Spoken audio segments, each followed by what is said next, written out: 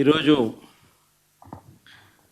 ఫిబ్రవరి 24వ తారీఖున గవర్నర్ గారి స్పీచ్, అదే రకంగా 28వ తారీఖున ప్రవేశపెట్టిన బడ్జెట్, వీటి అన్ని విషయాల మీద సుదీర్ఘంగా అసెంబ్లీలో ఎలాగూ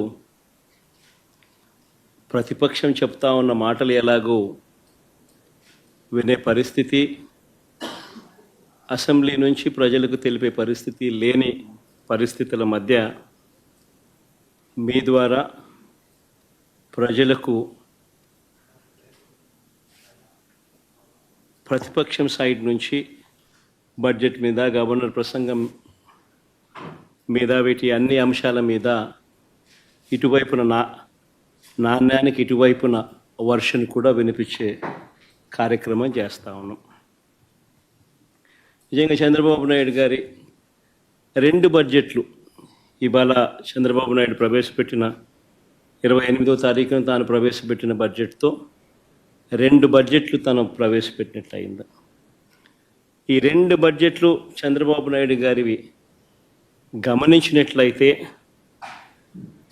బాగా ప్రస్ఫుటంగా కూడా కనిపించేటి ఏమిటి అని అంటే, చంద్రబాబు గారు అన్ని రకాలుగా ప్రజలను మోసం చేసిన తీరు తేటతెల్లంగా కనిపిస్తుంది.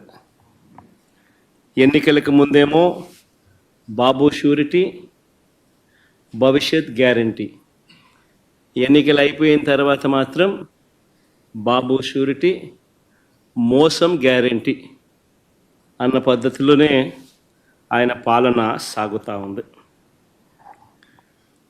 బడ్జెట్ స్పీచ్ అంతా కూడా చూస్తే, బడ్జెట్ కానీ గవర్నర్ ప్రసంగం కానీ ఏది చూసినా కానీ కనిపించేది ఒకటి.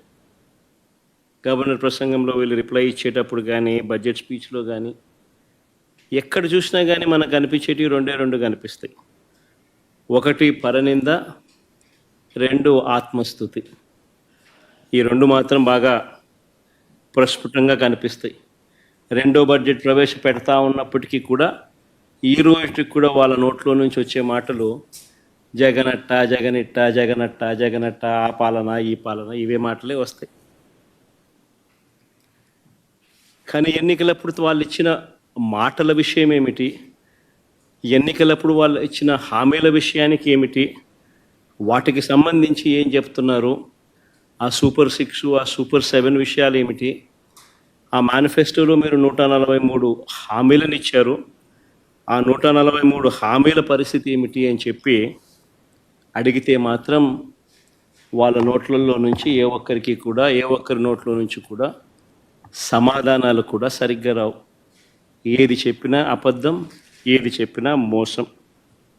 ఎన్నికలప్పుడేమో సూపర్ 6 అన్నారు, సూపర్ 7 అన్నారు, ఏకంగా ఒక మేనిఫెస్టో రిలీజ్ చేశారు. ఆయన దత్తపుత్రుడు ఇద్దరు కలిసి రకరకాల పద్ధతుల్లో పోజులు ఇస్తూ జగన్ చెప్పిన దానికన్నా ఎక్కువ చేస్తున్నాము అని చెబుతూ ఇంటింటికి బాండ్లు కూడా ఇచ్చారు. బాండ్లతో పాటు కరపత్రాలు కూడా ప్రచురించారు. ఇవన్నీ కూడా ప్రతి ఇంటికి కూడా పంచడం జరిగింది. అధికారంలోకి వచ్చిన తర్వాత 2వ బడ్జెట్ ఈరోజు ప్రవేశపెట్టారు. మొదటి ఏడాది అయితే టోటల్గా కేటాయింపులు చూస్తేనే అరకొర, అది కూడా బడ్జెట్ వరకే. ఇచ్చింది ఎంత అని చూస్తే ఒక పెద్ద బోర్డు సున్నా కనిపిస్తుంది. ఇది చంద్రబాబు నాయుడు గారి బడ్జెట్ ప్రజెంటేషన్. ఇక 2వ ఏడాది బడ్జెట్ కూడా ఇంచుమించు అదే పోలికలే కనిపిస్తూ ఉన్నాయి. ఈ సూపర్ 6, ఈ సూపర్ 7 గురించి మాట్లాడదాం. మొట్టమొదటిగా, ఎందుకంటే ప్రధానమైన హామీలు కదా ఇవన్నీ. ఈ ప్రధానమైన హామీలకు పరిస్థితి ఏమిటి అని చెప్పి చూస్తే, మొదటిది యువతకు సంబంధించిన, ఉద్యోగాలకు సంబంధించిన చంద్రబాబు నాయుడు గారు చెప్పిన హామీ. తను చెప్పినాడు, సూపర్ 6 అన్నాడు, సూపర్ 7 అన్నాడు, నిరుద్యోగులందరికీ కూడా 3,000 రూపాయలు నిరుద్యోగ భృతి అన్నాడు. చంద్రబాబు నాయుడు ఇచ్చిన హామీ. 20 లక్షల ఉద్యోగాలు వచ్చేదాకా 3,000 రూపాయల నిరుద్యోగ భృతి అని చెప్పి చెప్పుకొచ్చాడు. ఆశ్చర్యం ఏమిటి అంటే గత ఏడాది బడ్జెట్లో చూస్తే గత ఏడాది బడ్జెట్లో కూడా ఆ నిరుద్యోగ భృతి 20 లక్షల మందికి ఇంటూ 3,000 రూపాయలు అంటే దాదాపుగా 7,200 కోట్లు. దీనికి సంబంధించిన ప్రస్తావన అసలు పెట్టలేదు. నేరేడు సంవత్సరం ఈ సంవత్సరం బడ్జెట్లో ఏమైనా పెట్టాడనంటే అది లేదు. పరిస్థితి గమనిస్తే రాష్ట్ర అసెంబ్లీలో గవర్నర్ గారి చేత ఇచ్చే స్పీచ్లో ఏకంగా గవర్నర్ గారి ప్రసంగానికి సంబంధించిన వర్షన్ తెలుగు కాపీస్ అన్నీ కూడా ప్రతి శాసనసభ్యుడికి కౌన్సిల్ సభ్యులందరికీ కూడా బుక్స్ కూడా పంపిణీ చేశారు. మళ్ళా అర్థం కాదేమో ప్రజలకి అని చెప్పి వాళ్ళు ఇచ్చిన దాంట్లో చూస్తే 4 లక్షల ఉద్యోగాలు ఇప్పటికే ఇచ్చేసాము. ఆల్రెడీ 4 లక్షల ఉద్యోగాలు ఈ 9 నెలల కాలంలోనే 4 లక్షల ఉద్యోగాలు 9-10 నెలల కాలంలోనే 4 లక్షల ఉద్యోగాలు ఆల్రెడీ ఇచ్చేసాము అని చెప్పి ఏకంగా బుక్కుల ద్వారా ప్రింట్ కొట్టి మరీ సర్క్యులేట్ చేశారు. ఒకసారి చూపించండి అమ్మా ఒకసారి. ఇది గవర్నర్ గారి ప్రసంగానికి సంబంధించిన కాపీ బుక్కు. ఇందులో ఆయన అన్న మాటలు: మా ప్రయత్నాలు ఇప్పటికే ఫలితాలను ఇస్తున్నాయనే విషయాన్ని పంచుకోవడానికి నేను గర్విస్తున్నాను.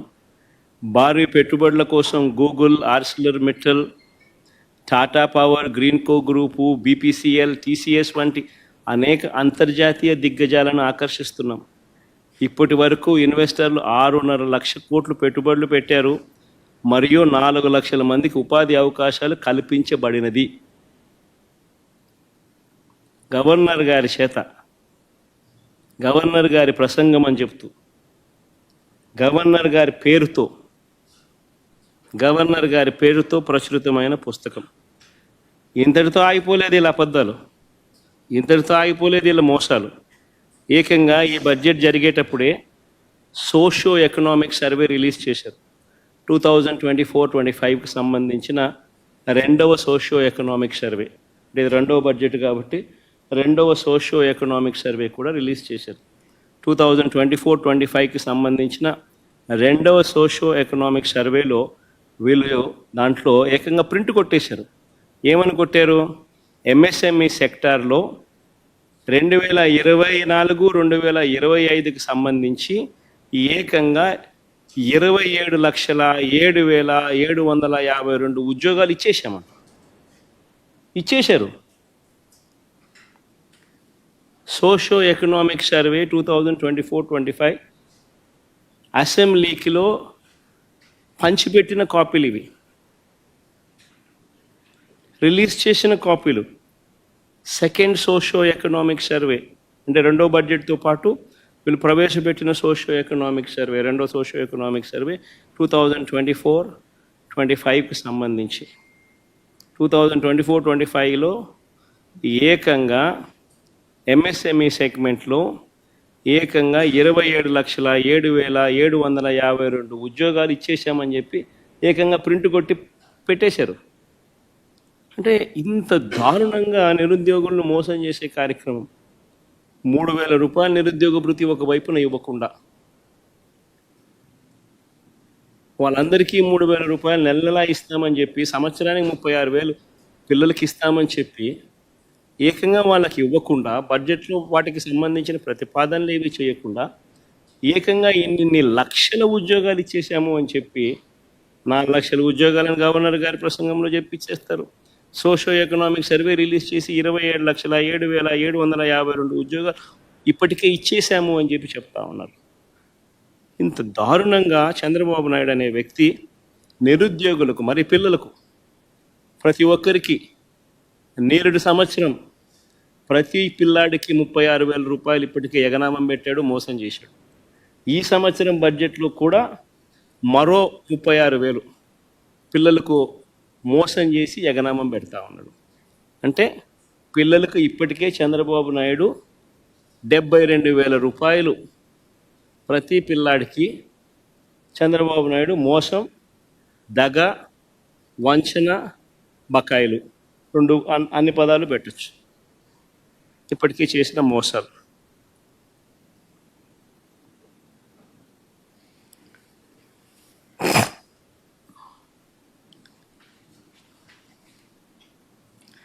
ఈరోజు పరిస్థితి ఏమిటి అని చెప్పి చూస్తే నిరుద్యోగ వృత్తి లేదు, అటు ఉద్యోగము లేదు.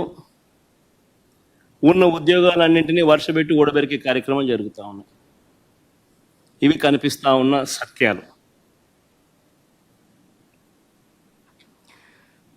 అదే ఒకసారి గమనించినట్లయితే వైఎస్ఆర్సీపీ పాలనలు, మా పాలనలు ఎన్ని ఉద్యోగాలు ఇచ్చారు, ఎన్ని ఉద్యోగాలు వచ్చాయి అనేది ఒకసారి గమనించినట్లయితే కేవలం 4 నెలల కాలంలో వైఎస్ఆర్సీపీ ప్రభుత్వం 2019 జూన్లో ప్రమాణ స్వీకారం చేసాం. అక్టోబర్ కల్లా, గాంధీ జయంతి కల్లా ఏకంగా 130,000 ఉద్యోగాలు గ్రామ, వార్డు, సచివాలయాలలో మన పిల్లలు పనిచేస్తూ కనిపించేట్టుగా చేశాం. 4 నెలల కాలంలోనే ఏకంగా మరో 2,66,000 వాలంటీర్ల ఉద్యోగాలు అక్టోబర్ 2 గాంధీ జయంతి నాటికి, అంటే మా ప్రభుత్వం ఏర్పడిన 4 నెలల కాలంలోనే రిక్రూట్ చేశాం. ఎవరు కాదనలేని సత్యాలు ఇవన్నీ. యాప్కాస్ ద్వారా మరో 1,00,000 ఉద్యోగాలు, యాప్కాస్ ద్వారా కరెక్ట్గా చెప్పాలంటే 96,000 ఉద్యోగాలు యాప్కాస్ ద్వారా కల్పించడం జరిగింది. యాప్కాస్లో పే స్లిప్పులతో సహా చెప్పగలుగుతాం ఎవరికి ఉద్యోగాలు ఇస్తున్నామని. నేను చెప్పిన ప్రతి నెంబరు కూడా పే స్లిప్స్తో సహా, ఆధార్ కార్డ్ నెంబర్తో సహా చెప్పగలుగుతాం. గ్రామ సచివాలయాల్లో పనిచేస్తా ఉన్న పిల్లలైతేనేమి, 130,000 పైచిలుకు పిల్లలైతేనేమి, 2,66,000 వాలంటీర్లు అయితేనేమి, యాప్కాస్లో పనిచేస్తూ ఉన్న 96,000 మంది పిల్లలైతేనేమి, ఆర్టీసీ విలీనం ద్వారా 58,000 మంది ఆర్టీసీ ఎంప్లాయీస్కి రెగ్యులరైజ్ చేస్తూ వాళ్ళందరికీ తోడుగా ఉండే కార్యక్రమం అయితేనేమి,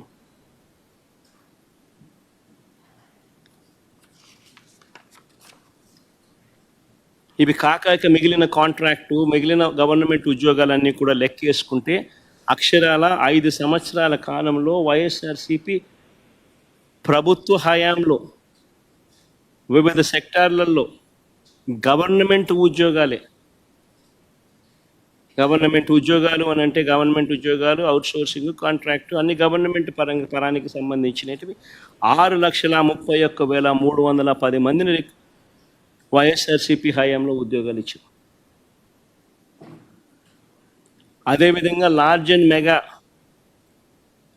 అండ్ మెగా సెక్టార్లో వీళ్ళు ఇచ్చిన సోషియో ఎకనామిక్ సర్వే రిపోర్ట్లు మొట్టమొదట బడ్జెట్ ప్రవేశపెట్టేటప్పుడు, ఇది మా సోషియో ఎకనామిక్ సర్వే రిపోర్ట్ కాదు, వీళ్ళ గవర్నమెంట్ వచ్చిన తర్వాత వీళ్ళ మొట్టమొదటి బడ్జెట్తో పాటు 2023-24 సంబంధించి వీళ్ళు ప్రవేశపెట్టిన సోషియో ఎకనామిక్ సర్వే, మేము చేసినది కాదు సోషియో ఎకనామిక్ సర్వే, వీళ్ళు ప్రవేశపెట్టిన సోషియో ఎకనామిక్ సర్వే. వీళ్ళ ప్రకారమే లార్జ్ అండ్ మెగా ఇండస్ట్రీస్లో 102,000 ఉద్యోగాలు ఇవ్వడం జరిగింది. ఎంఎస్ఎంఈ సెక్టార్లో ఈ వైఎస్ఆర్సీపీ హయాంలో 2019 నుంచి 2024 మధ్యలో ఏకంగా 32,79,970 ఉద్యోగాలు ఇచ్చారు. 32,79,770 ఉద్యోగాలు ఎంఎస్ఎంఈ సెక్టార్లో ఆ 5 సంవత్సరాల్లో ఇవ్వడం జరిగింది. మొత్తంగా వైఎస్ఆర్సీపీ 5 సంవత్సరాల పాలనలో అటు గవర్నమెంట్ ఉద్యోగాలు అయితేనేమి, లార్జ్ అండ్ మెగా ఇండస్ట్రీస్లో అయితేనేమి, ఎంఎస్ఎంఈ సెక్టార్స్లో అయితేనేమి, మొత్తానికి ఆ 5 సంవత్సరాలలో 40 లక్షల పైసలకు ఉద్యోగాలు ఇచ్చినట్టుగా ఆధార్ కార్డ్ నెంబర్లతో సహా చెప్పగలిగే పరిస్థితిలో ఉంది. సోషియో ఎకనామిక్ సర్వేలో నేను చూపించే సోషియో ఎకనామిక్ సర్వే మా ప్రభుత్వంలో మేము చేసినది కాదు, చంద్రబాబు నాయుడు అధికారంలోకి వచ్చినాక తాను మొట్టమొదటి బడ్జెట్ ప్రవేశపెట్టేటప్పుడు తాను రిలీజ్ చేసిన సోషియో ఎకనామిక్స్ అది, తన హయాంలో రిలీజ్ చేసిన సోషియో ఎకనామిక్స్ అది.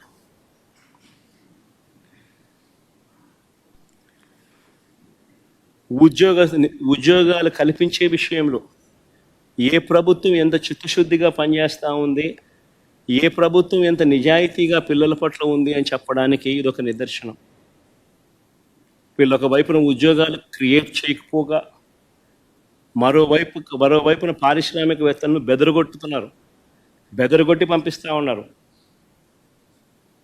కడపలో స్టీల్ ఫ్యాక్టరీ పెట్టడానికి ముందుకు వచ్చిన సజ్జన్ జిందాల్ని బెదరగొట్టి పంపించాడు. అరబిందో సంస్థను వీళ్ళే బెదిరించి పంపించేసే కార్యక్రమం చేస్తూ ఉన్నారు. వీళ్ళ హయాంలో పారిశ్రామికవేత్తలు ముందుకు వచ్చి పరిశ్రమలు పెట్టడానికి భయపడే పరిస్థితులకి రాష్ట్రాన్ని తయారు చేశారు. మరోవైపున చూస్తే ఉద్యోగాలు ఒకవైపున రాకపోగా మరోవైపున నిరుద్యోగులకు ఇవ్వాల్సిన నిరుద్యోగ భృతి 3,000 రూపాయలు ప్రతి నెల ఇస్తానన్నాడు. ప్రతి నిరుద్యోగికి ఈరోజు ఈ 2 బడ్జెట్ల పుణ్యాన ఏకంగా నేరుడు సంవత్సరం 36,000 రూపాయలు, ఈ సంవత్సరం మరో 36,000 రూపాయలు, 72,000 రూపాయలు ప్రతి నిరుద్యోగికి బాకీ పడ్డాడు. ఎగరగొట్టాడు, ఎగనామం పెట్టాడు. ఇంకొక హామీ చూద్దాం. ఎన్నికల వేళ ఈ పెద్ద మనిషి చంద్రబాబు నాయుడు అన్న ఇంకొక హామీ, 18 సంవత్సరాల నుంచి 59 సంవత్సరాల మధ్యలో ఉన్న ప్రతి మహిళకు 18 to 60 లోపు ఉన్న ప్రతి మహిళకు 18 సంవత్సరాల నుంచి 60 ఏళ్ళ దాకా ప్రతి మహిళకు నెలకు 1,500 రూపాయలు, అంటే సంవత్సరానికి 18,000 ఇస్తానన్నాడు. ప్రతి ఇంటికి నీకు 18,000, నీకు 18,000, నీకు 18,000 అని చెప్పాడు. ఇంటికి వెళ్ళి ప్రచారం చేస్తూ ఆడబిడ్డ నిధి అని చెప్పి ఒక పేరు కూడా, బ్రహ్మాండమైన పేరు కూడా పెట్టాడు. నేను అడుగుతా ఉన్నాను, ఇప్పుడు ఓటర్ లిస్ట్ మన కళ్ళ ఎదుటే ఉంది. మొన్ననే ఓటింగ్ అయిపోయింది. 2,07,00,000 మంది మహిళా ఓటర్లు ఓటు వేశారు అని చెప్పి మన కళ్ళ ఎదుటే కనిపిస్తూ ఉంది. ఆధార్ కార్డు నెంబర్లతో సహా డీటెయిల్స్ అన్నీ మన కళ్ళ ఎదుటే కనిపిస్తూ ఉన్నాయి. ఓటర్ లిస్టులు ఎలాగూ ఉన్నాయి. వీళ్ళంతా 18 సంవత్సరాలు నిండిన వయసు వాళ్ళే, అందుకనే వీళ్ళంతా ఓటర్లు అయ్యారు. మరి 2,07,00,000 మంది ఓటర్లలో 60 ఏళ్ళు పైచిలకు నిండిన వాళ్ళను తీసేస్తే 1,80,00,000 మంది మిగులుతారు దాదాపుగా. మరి 1,80,00,000 మందికి సంవత్సరానికి 18,000 రూపాయలు చొప్పున కేటాయింపులు చేస్తే 32,400 కోట్ల రూపాయలు కేటాయింపులు చేయాలి. నేరుడు బడ్జెట్లో కేటాయింపులు 0.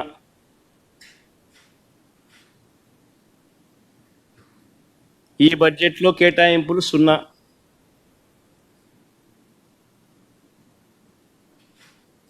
అంటే ప్రతి మహిళకు చంద్రబాబు నాయుడు పుణ్యాన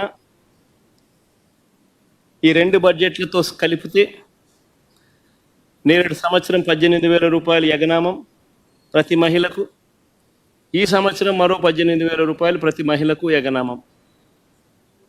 ప్రతి మహిళకు చంద్రబాబు నాయుడు 36,000 బాకీ ఉన్నాడు.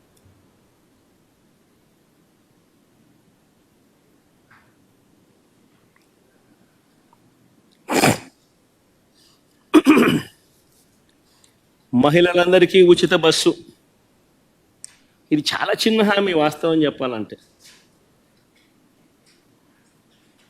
సంవత్సరానికి మహా అయితే నెలకు 275 కోట్లు కావచ్చు, సంవత్సరానికి మహా అయితే 3,500 కోట్లు కావచ్చు. చాలా చిన్న హామీ వాస్తవం చెప్పాలంటే. ఎన్నికల మేనిఫెస్టోలో ఇది హామీ పెట్టాడు. ఫస్ట్ ఇయర్ అయిపోయింది, ఎగరగొట్టేశాడు. మళ్ళీ 2వ సంవత్సరం, మళ్ళీ ఈ సంవత్సరం బడ్జెట్లో చూస్తామా అంటే కనిపించడం లేదు. ఈ సంవత్సరము ఎగనామే. మా రాయలసీమలో ఉన్న మహిళలందరూ ఎదురు చూస్తున్నారు. విశాఖపట్నం పోయి రావచ్చు కదా, పోయి చూసి రావచ్చు కదా, బాగుంటుంది కదా అని చెప్పి. కర్నూలు, విజయనగరము, శ్రీకాకుళము, ప్రకాశము, అనంతపురం నెల్లూరు వీళ్ళంతా మహిళలు ఎదురు చూస్తున్నారు. విజయవాడ గుంటూరుకు పొద్దున పోయి సాయంత్రం రావచ్చు కదా, చూసి రావచ్చు కదా, ఏదో అమరావతి కడుతున్నాడు కదా, ఎలా ఉందో చూసి రావచ్చు కదా అని చెప్పి. ఉచిత బస్సు పెడితే ఉచితంగా ప్రయాణం చేసి రావచ్చు కదా, ఎక్కడికి పడితే అక్కడికి పోవచ్చు కదా, విహారయాత్రలకు పోవచ్చు కదా, చూసి రావచ్చు కదా, విశాఖపట్నం దగ్గర నుంచి, విజయవాడ దగ్గర నుంచి, గుంటూరు దగ్గర నుంచి అందరూ చూసి రావచ్చు కదా అని చెప్పి అందరూ ఎదురు చూస్తూ ఉన్నారు. కానీ ఈ పెద్ద మనిషి ఏమో ఇటువంటి చిన్న హామీని కూడా నెరవేర్చడంలో మాత్రం ఈ చంద్రబాబు నాయుడు అనే వ్యక్తి తన నైజాన్ని చూపిస్తూ ఉన్నాడు. నేడు సంవత్సరం 3,500 కోట్లు ఇదే మహిళలకు బకాయిలు ఎగరగొట్టాడు, ఎగనామం పెట్టాడు. మళ్ళీ ఈ సంవత్సరం మరో 3,500 కోట్లు. అంటే మహిళలకు ఫ్రీ బస్సు పుణ్యం, ఫ్రీ బస్సు రూపేణ మరో 7,000 కోట్ల రూపాయలు చంద్రబాబు నాయుడు బాకీ పడ్డాడు, ఎగరగొట్టాడు. ఇంకొక హామీకి పోదాం. నేను అన్ని ముఖ్యమైన హామీల గురించి మాత్రమే మాట్లాడుతూ ఉన్నా. చిన్న హామీలు పెద్ద పెద్ద గురించి మాత్రమే మాట్లాడుతూ ఉన్నా. చాలా ఉన్నాయి. సూపర్ 6 సూపర్ 7 టచ్ చేస్తున్న ప్రస్తుతానికి. స్కూలుకు వెళ్ళే ప్రతి విద్యార్థికి ఏడాదికి 15,000 ఇస్తామన్నాడు. 2 పిల్లలుంటే 30,000 అన్నాడు. 3 ఉంటే 45,000 అన్నాడు. కాదు 4 ఉంటే 60,000 ఇస్తానన్నాడు. ఎంతమంది పిల్లలుంటే అంతమందికి ఇస్తాను అని ఎన్నికలప్పుడు చెప్పాడు, మేనిఫెస్టోలో పెట్టాడు. తల్లికి వందనం అని చెప్పి ఒక మంచి పేరు కూడా పెట్టాడు. చంద్రబాబు నాయుడు ముఖ్యమంత్రి అయిన తర్వాత మొట్టమొదటి బడ్జెట్ ప్రవేశపెట్టాడు. అందులో 5,386 కోట్లు కేటాయింపులు చేశాడు. నేను అడుగుతా ఉన్నా, మొదటి బడ్జెట్లో తాను కేటాయింపు చేసిన 5,386 కోట్ల రూపాయలు అదుగో మీకు అన్న ఎదుటే చూపిస్తా ఉన్నా. మొదటి బడ్జెట్లో తాను కేటాయింపులు చేస్తూ బడ్జెట్లో తాను ప్రవేశపెట్టిన బడ్జెట్ పత్రాల్లోని డాక్యుమెంట్ 2024-25లో బడ్జెట్లో 5,386 కోట్లు పెట్టారు. రూపాయి కూడా డబ్బిలా.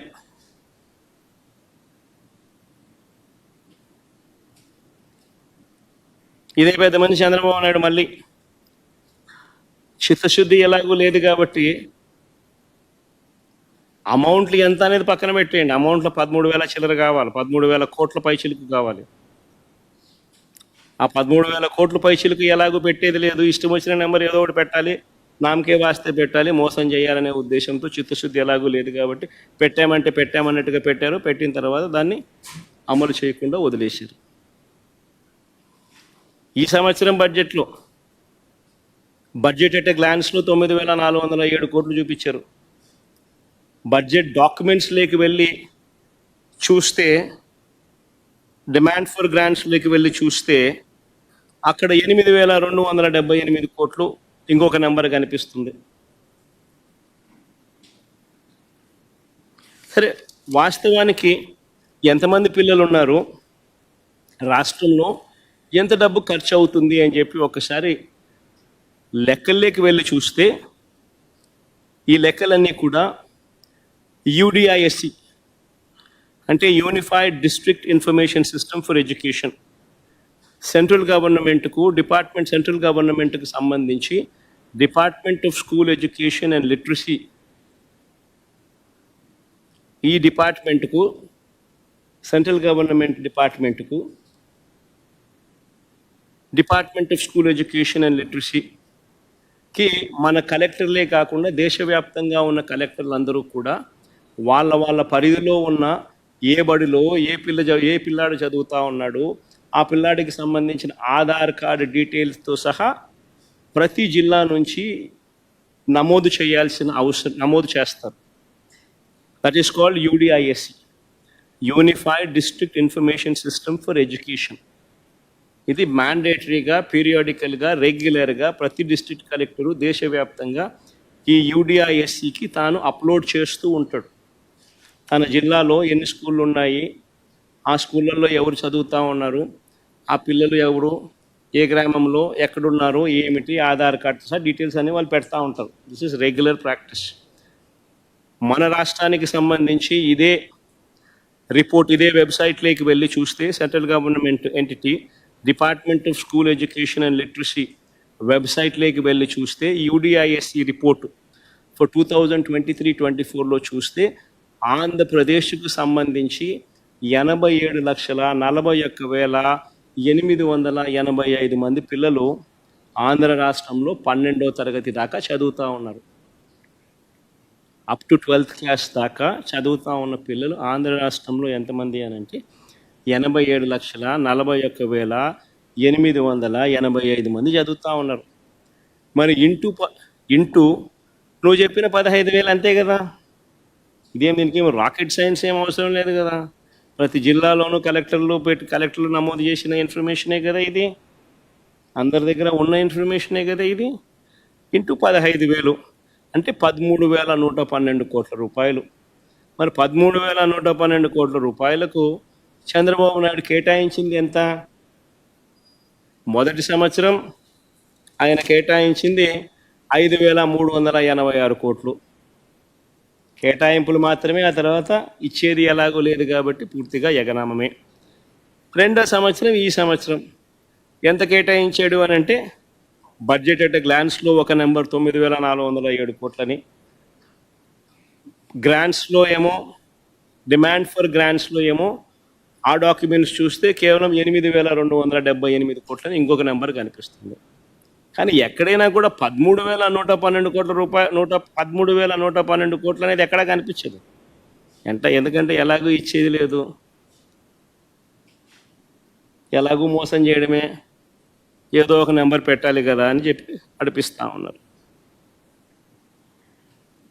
ఈ ఒక్క పథకం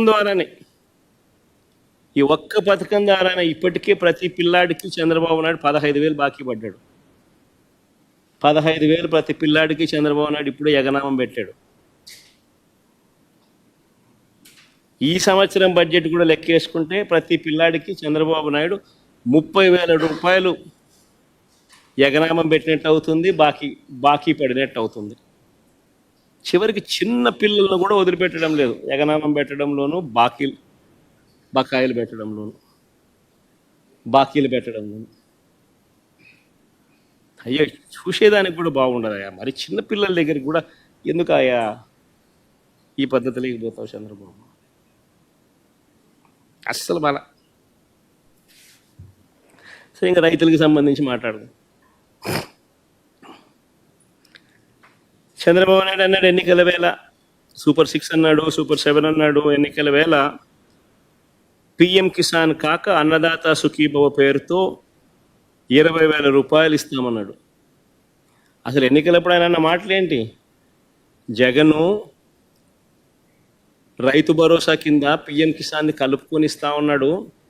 నేను అట్ట కాదు, నేను అన్నదాత సుఖీభవ ఇస్తా, నేను 20,000 రూపాయలు ఇస్తాను అన్నాడు. పిఎం కిసాన్ కాక అన్నదాత సుఖీభవ 20,000 ఇస్తా అన్నట్టుగా ప్రతి మీటింగ్లోనూ నమ్మబలికాడు. మరి పిఎం కిసాన్ కింద పక్కన పెడితే అన్నదాత సుఖీభవకు సంబంధించి 53,58,266 మంది రైతులు ఉన్నారు. రైతు భరోసా అందుకున్న వాళ్ళు గతంలో మా ప్రభుత్వంలో 2023-24 సంవత్సరంలో లెక్కేసుకున్న మరి 53,58,266 మందికి ఇంటూ 20,000 రూపాయలు అంటే 10,717 కోట్ల రూపాయలు ఈ పెద్ద మనిషి బడ్జెట్ అలొకేట్ చేయాలి. మొట్టమొదటి బడ్జెట్లో గత ఏడాది 1,000 కోట్లు అలాట్ చేశాడు అన్నదాత సుఖీభవ అనే ప్రోగ్రాం. పోయేదేముంది, ఎలాగో ఇచ్చేది లేదు, సచ్చేది లేదు కదా అని చెప్పి 1,000 కోట్లు అలాట్ చేశాడు, ఎగరగొట్టేశాడు. ఇప్పుడు ఎంత చేశాడు అని అంటే ఇప్పుడు రెండో బడ్జెట్లో 6,300 కోట్లు అలాట్ చేసినాడు. ఇక్కడ కూడా ఎక్కడ 10,717 కోట్లు కనిపించదు. ఎందుకంటే ఎలాగో ఇచ్చేది లేదు, సచ్చేది లేదు, ఎలాగో మోసం చేసేది కదా అన్నట్టుగా తయారైంది చంద్రబాబు నాయుడు పరిస్థితి. ఇప్పటికే ప్రతి రైతుకు చంద్రబాబు నాయుడు 20,000 రూపాయలు బాకీ పడ్డాడు, ఎగనామం పెట్టాడు. ఈ రెండవ ఏడాది ప్రతి రైతుకు మళ్ళీ ఈ రెండవ ఏడాది కూడా కలుపుకుంటే మరో 20,000 రూపాయలు. అంటే మొత్తంగా ఈ రెండో ఏడాది కూడా గడిస్తే 40,000 రూపాయలు ప్రతి రైతుకు కూడా చంద్రబాబు నాయుడు ఎగనామం పెట్టాడు, బాకీ పడ్డాడు.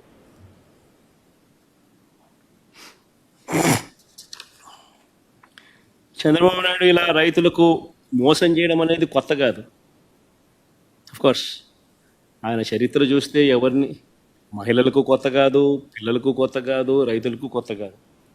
కానీ రైతులకు సంబంధించి ప్రత్యేకంగా చెప్పాలని అంటే నేడు ఎలక్షన్స్ కన్నా ముందు ఎలక్షన్స్ ఒకసారి గమనిస్తే 87,612 కోట్ల రూపాయల రైతుల రుణాలు, వ్యవసాయ రైతుల రుణాలు మాఫీ చేస్తానని చెప్పి హామీ ఇచ్చి, బ్యాంకుల్లో పెట్టిన బంగారం విడిపిస్తాను అని చెప్పి హామీ ఇచ్చి, చివరికి 87,612 కోట్ల రూపాయలకు గాను కనీసం వడ్డీలకు కూడా సరిపోని విధంగా తన 5 సంవత్సరాల అప్పటి పాలనలో కేవలం 15,000 కోట్ల రూపాయలు మాత్రమే విడల్చి చేతులు దులుపుకున్న పరిస్థితుల మధ్య చంద్రబాబు నాయుడు ఎలా ఓడిపోయాడో మనమంతా చూసాం.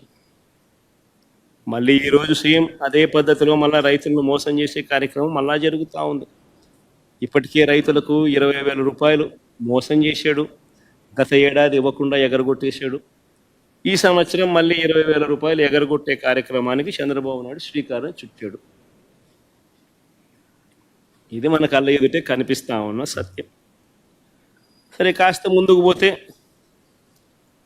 ఇంకొక పథకం, ఇదే పెద్ద మనిషి చంద్రబాబు నాయుడు చిన్న పథకం, దీపం అనే ఒక పథకం.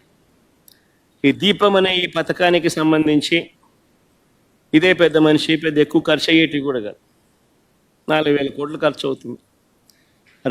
రాష్ట్రంలో 1,59,00,000 దీపం కనెక్షన్లు ఉన్నాయి అని చెప్పి మన అందరికీ కూడా తెలిసిన విషయమే. Ministry for petroleum and natural gas వాళ్ళ వెబ్సైట్ లేకపోతే క్లియర్గా కనిపిస్తుంది. Ministry of petroleum and natural gas వాళ్ళ వెబ్సైట్లో petroleum planning and analysis cell సంబంధించిన రిపోర్టు మన కళ్ళ ఎదుటే కనిపిస్తుంది. దాంట్లో ఆంధ్ర రాష్ట్రంలో 1,59,00,000 active domestic customers of LPG ఉన్నారు అని చెప్పి వాళ్ళ రిపోర్ట్లో ప్రచురణ కూడా చేశారు. వీళ్ళందరి ఆధార్ కార్డులు ఉన్నాయి, వీళ్ళందరి డీటెయిల్స్ ఉన్నాయి, ఎవరికి ఉన్నాయి, అన్ని డీటెయిల్స్ అన్నీ ఉన్నాయి. ఉన్నప్పటికీ కూడా ఈ 1,59,00,000కు 3 సిలిండర్లు చంద్రబాబు నాయుడు గారు ఇస్తారని ఎన్నికల మేనిఫెస్టోలో హామీ ఇచ్చాడు. 1,59,00,000 ఇంటూ 3 సిలిండర్లు అని అంటే సంవత్సరానికి కావాల్సింది 4,000 కోట్లు. ఇందులో మొదటి ఏడాది మోసం చేస్తూ 3 సిలిండర్లు కాస్త 1 సిలిండర్కి తీసుకొచ్చాడు. ఆ 1 సిలిండర్లన్నా అందరికీ ఇచ్చాడంటే అది ఇవ్వకోకుండా అందరికీ ఎగరగొట్టేశాడు. కేవలం 895 కోట్లు మాత్రమే ఇచ్చి 865 కోట్లు మాత్రమే ఇచ్చి అది ఎగనామం పెట్టేశాడు. పోనీ ఈ సంవత్సరం అన్నా, రెండో సంవత్సరం అన్నా 3 సిలిండర్లు ఇస్తున్నాడా అని చెప్పి చూస్తే 1,59,00,000కు 3 సిలిండర్లకు 4,000 కోట్ల రూపాయలు అవసరమైతే బడ్జెట్లో ఈయన కేటాయింపు చేసింది 2,600 కోట్లు మాత్రమే.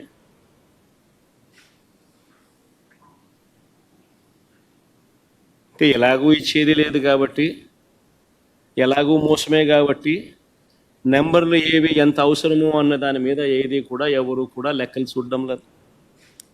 ఎలాగో ఎగరగొట్టేదే, నామకే వాస్తే చేయాలంటే చేయాలన్నట్టుగా చేసేదే కాబట్టి ఎలాగో ఎగనామం పెట్టేదే కదా అని చెప్పి అడుగులు వేస్తూ ఉన్నాడు చంద్రబాబు నాయుడు గవర్నమెంట్లో. మరో ముఖ్యమైన హామీ 50 ఏళ్ళకే పెన్షన్ అన్నాడు. ఆ రోజు ప్రతి ఇంటికి వెళ్ళి ఇంట్లో పెద్దమ్మ కనపడినా, ఇంట్లో అమ్మమ్మలు కనపడితే ఏమన్నాడు, మీకు 50 ఏళ్ళ వయసు ఉంది, మీకు ఇక్కడ నుంచి మీకు నీకు 48,000, నీకు 48,000, నీకు 48,000 అన్నాడు. ఇదే పెద్ద మనిషి అన్నాడా? మరి నిజంగా 50 ఏళ్ళకి పెన్షన్లు ఇవ్వాలి అని అంటే ఎస్సీ, బీసీ, మైనారిటీలకు ఇదే మాదిరిగా పెన్షన్ ఇవ్వాలి అని అంటే మరో 20 లక్షల కుటుంబాలు యాడ్ అవుతాయి ఉన్న పెన్షన్ల సంఖ్యకు.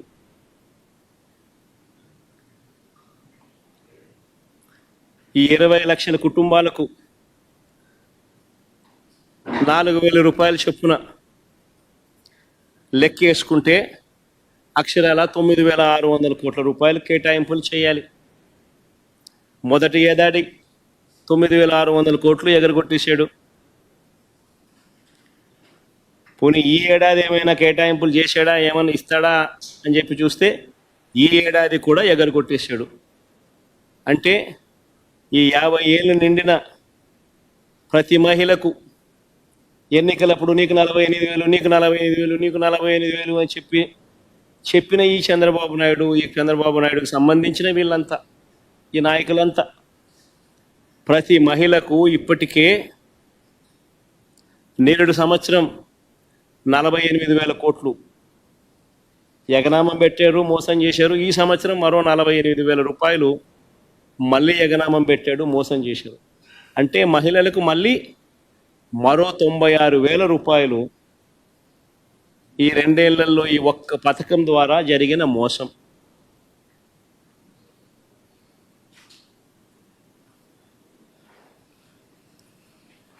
అసలు మొత్తంగా సూపర్ 6లు సూపర్ 7లకు అసలు ఎంత అవుతుంది?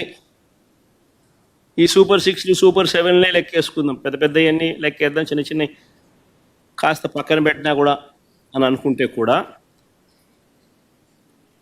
కావాల్సింది 79,867 కోట్ల రూపాయలు.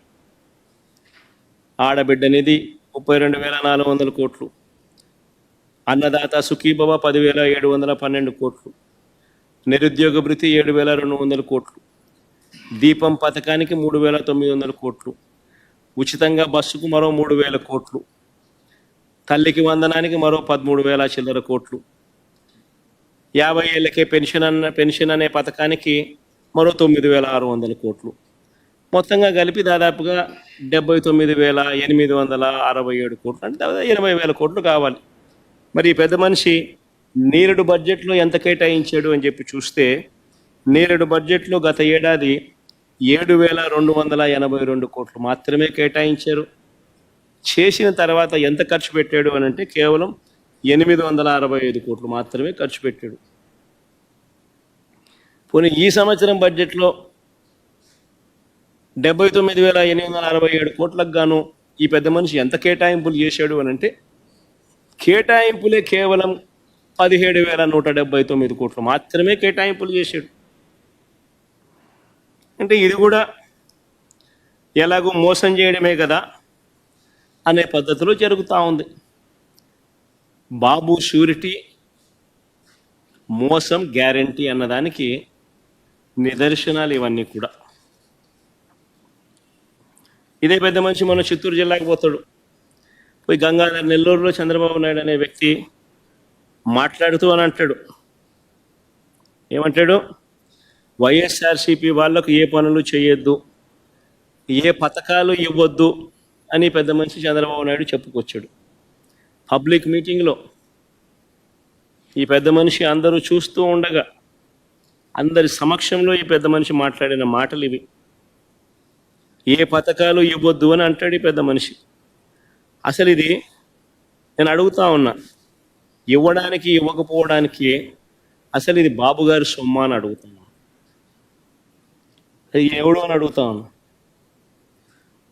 హీస్ ఓన్లీ ఏ కస్టోడియన్.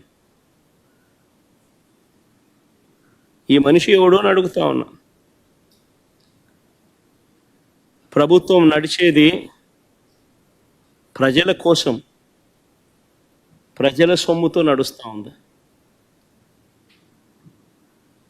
ఇదే పెద్ద మనిషి ముఖ్యమంత్రిగా ప్రమాణ స్వీకారం చేసేటప్పుడు ఈ పెద్ద మనిషి చేసిన ప్రమాణం ఏమిటి?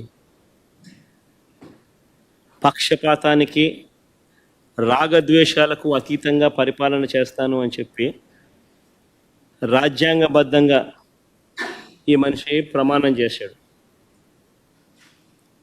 పక్షపాతానికి, రాగద్వేషాలకు అతీతంగా పరిపాలన చేస్తానని ప్రమాణం చేసి ఇప్పుడు ఈ పెద్ద మనిషి ఇలా మాట్లాడుతూ ఉన్నాడు. ఏకంగా బహిరంగంగా, బాహాటంగా పబ్లిక్ స్పీచ్లో ఈ మాదిరిగా మాట్లాడుతూ ఉన్నాడు. మరి ఈ మనిషి మీద ఎవరైనా జడ్జిలు కానీ నా మాటలు ఎవరైనా జడ్జిలు వింటున్నా కానీ, అది గవర్నర్ గారైనా కానీ నా మాటలు ఆయన మాటలు ఎవరైనా కానీ విన్నా కానీ అసలు ఇలాంటి వ్యక్తిని ఒక్క నిమిషమైనా ముఖ్యమంత్రి స్థానంలో కొనసాగించడం ధర్మమేనా?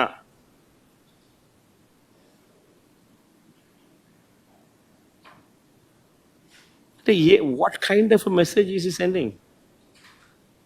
ఏ రకమైన మాటలు మాట్లాడుతూ ఉన్నాడు ఈ మనిషి? ఇలాంటి వ్యక్తులు ముఖ్యమంత్రులుగా ప్రమాణ స్వీకారం చేసి పరిపాలన చేయడం అన్నది ఏ రాష్ట్రానికైనా శ్రేయస్కరమా?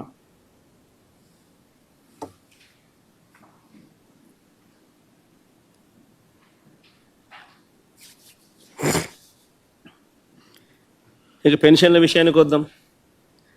పెన్షన్ల విషయానికి వస్తే మా ప్రభుత్వం ఉన్న నాటికి, అంటే ఎలక్షన్ కోడ్ వచ్చే నాటికి మా ప్రభుత్వం ఉన్న నాటికి ఏకంగా 66,34,372 పెన్షన్లు మా హయాంలో మేము ఇస్తా ఉంటే ఈరోజు చంద్రబాబు నాయుడు గారి పాలన వచ్చేసరికి ఏకంగా 62,10,969 పడిపోయి, చంద్రబాబు నాయుడు గారి 10 నెలల కాలంలో, చంద్రబాబు నాయుడు గారి పాలనలో 66,34,372 పెన్షన్ల నుంచి ఎలక్షన్ కోడ్ వచ్చే నాటికి ఉన్న పెన్షన్ల దగ్గర నుంచి ఈరోజు చంద్రబాబు నాయుడు ఈ నెల డిస్ట్రిబ్యూట్ చేసిన పెన్షన్లు ఎంత అని చెప్పి చూస్తే 62,10,969 పెన్షన్లకు పడిపోయి, కొత్తగా ఒక్క పెన్షన్ అనేది యాడ్ కాల. ఉన్న పెన్షన్లన్నీ కూడా తగ్గించుకుంటూ పోతా ఉన్నారు. దాదాపుగా కంటికి కనిపిస్తాం, దాదాపుగా 4 లక్షల పెన్షన్లు తగ్గినట్టుగా.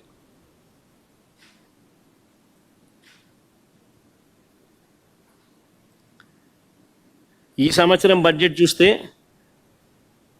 మామూలుగా పెన్షన్లకు 32,000 కోట్లు ఖర్చు చేయాలి. 66,34,372 లెక్కన.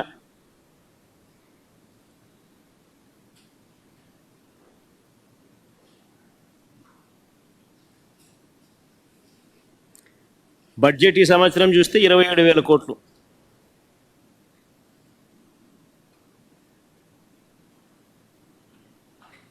కృష్ణాడా ఈ 66,34,372 మీదనా, లేకపోతే 62,10,962 మీదనా ఈ 32,000 కోట్లు?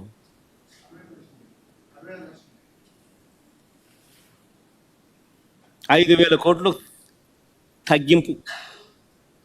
పెన్షన్లు ఏదైనా పెరగాల్సింది పోయి ప్రతి సంవత్సరం, ఈ సంవత్సరం నుంచి నెక్స్ట్ ఇయర్కు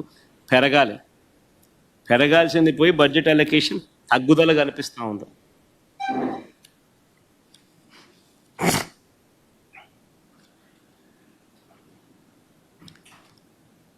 చంద్రబాబు నాయుడు గారు తను చెప్పిన సరే ఈ 6 సూపర్ 6లు సూపర్ 7లు కాస్త పక్కన పెడితే మిగిలిన 143 హామీల పరిస్థితి ఏమిటి? అందులో మచ్చుకు కొన్ని చెప్తా. వాటి పరిస్థితి ఏమిటి అన్నదానికి కూడా కొద్ది గొప్ప ప్రజలకు కూడా కొద్ది గొప్ప తెలిసి ఉండాలి. కాబట్టి బీసీ ఎస్సీ మైనారిటీలకు 50 ఏళ్ళకి పెన్షన్ కట్, వాలంటీర్లకు 10,000 జీతం, అసలు 10,000 కదా దేవుడు అడుగు, ఉన్న వాలంటీరే కట్టు, పెళ్లి కానుక 1,00,000 కట్టు, పెట్రోల్ డీజిల్ ధరలు తగ్గింపు అన్నాడు. సంవత్సరం దాటింది, 10 నెలలు అయిపోయింది.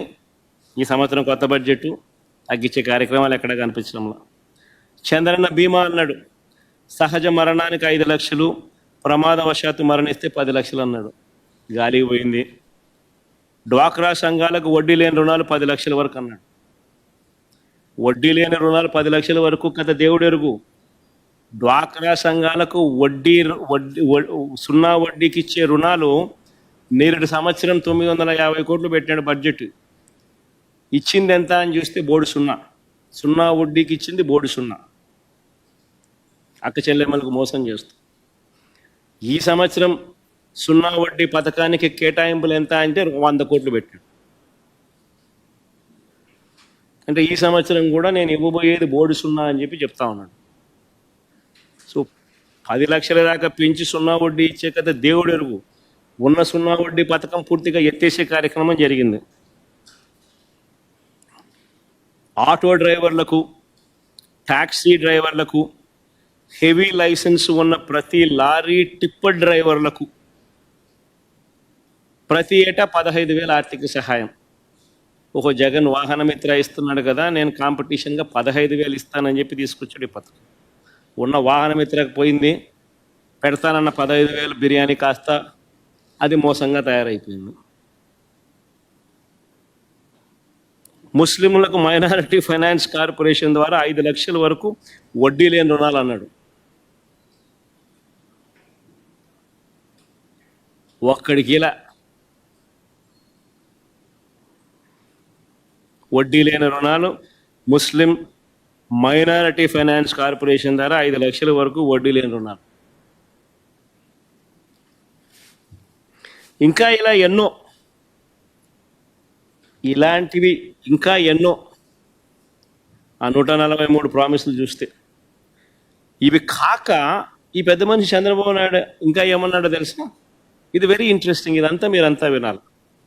ఈ 143 ప్రామిసులు కాక, ఇవి కాక చంద్రబాబు నాయుడు ఇంకా ఆయన ఏమన్నాడో ఒక్కసారి నేను ప్లే చేస్తా ఎన్నికలప్పుడు. ఒక్కసారి మీరంతా కూడా, ఎందుకంటే బాగా ఇంట్రెస్టింగ్ టాపిక్ ఇది. ఒకసారి ప్లే చేయమంట. ఈరోజు నేను ఒకటి హామీ ఇస్తున్నా, జగన్మోహన్ రెడ్డి పెట్టిన సంక్షేమ కార్యక్రమాలు ఆగిపోవు. ఇంకా మెరుగైన సంక్షేమ కార్యక్రమాలు ఇచ్చి మిమ్మల్ని ముందుకు తీసుకుపోతామని హామీ ఇస్తున్నా. మనం హామీలు ఇచ్చాం, సూపర్ 6 చెప్పాం, చూస్తే భయం వేస్తా ఉంది. ముందు కదలలేకపోతున్నాం. ఈ విషయాలు రాష్ట్ర ప్రజానీకం కూడా ఆలోచించాలి. ఈరోజు నేను ఒకటి హామీ ఇస్తున్నా, జగన్మోహన్ రెడ్డి పెట్టిన సంక్షేమ కార్యక్రమాలు ఆగిపోవు. ఇంకా మెరుగైన సంక్షేమ కార్యక్రమాలు ఇచ్చి మిమ్మల్ని ముందుకు తీసుకుపోతామని హామీ ఇస్తున్నా. మనం హామీలు ఇచ్చాం, సూపర్ 6 చెప్పాం, చూస్తే భయం వేస్తా ఉంది. ముందు కదలలేకపోతున్నాం. ఈ విషయాలు రాష్ట్ర ప్రజానీకం కూడా ఆలోచించాలి. చాలమ్మా, చంద్రబాబు నాయుడు అన్న మాటలు ఈ ఎన్నికలప్పుడు సూపర్ 6లు, సూపర్ 7 143 హామీలు ఇవి కాక జగన్మోహన్ రెడ్డి ఇచ్చే ప్రతి హామీని కొనసాగుతుంది. ఇవి కాక ఇంకా మెరుగైన సంక్షేమం కూడా అనలే, సంక్షేమం సంక్షేమం ఆ పథకాలు ఇస్తానని చెప్పాడు. తర్వాత ఏమన్నాడు ఇదే పెద్ద మనిషి నాడది, మళ్ళీ నేడు అసెంబ్లీలో ఆయన అన్న మాటలు ఏమన్నాడు? సూపర్ 6 చెప్పాము, సూపర్ 7 చెప్పాము, చూస్తే భయం వేస్తుంది. ఒకసారి భయం వేస్తుందని అంటాడు, ఒకసారి రహస్యం ఉంటే చెవిలో చెప్పు అంటాడు, ఇంకోసారి ఇంకో మాట మాట్లాడతాడు. లాస్ట్కి ఏమో చూస్తే ప్రజలకు అందరికీ కూడా మోసం చేసిన పరిస్థితులు ప్రస్ఫుటంగా ప్రజలందరికీ కూడా కనిపిస్తూ ఉంది. ఈరోజు ప్రతి ఇంట్లో కూడా జరిగే చర్చ ఏమిటి అని అంటే, జగన్ ఉన్నప్పుడు బాగా చూసుకున్నాడు, కనీసం పలావ్ అన్న పెట్టాడు. ఈరోజు పలావు పోయింది, చంద్రబాబు నాయుడు పెడతానన్న బిర్యానీ కూడా మోసంగా మారింది అని చెప్పి ఈరోజు ప్రతి ఇంట్లోనూ చర్చనీయాంశమే.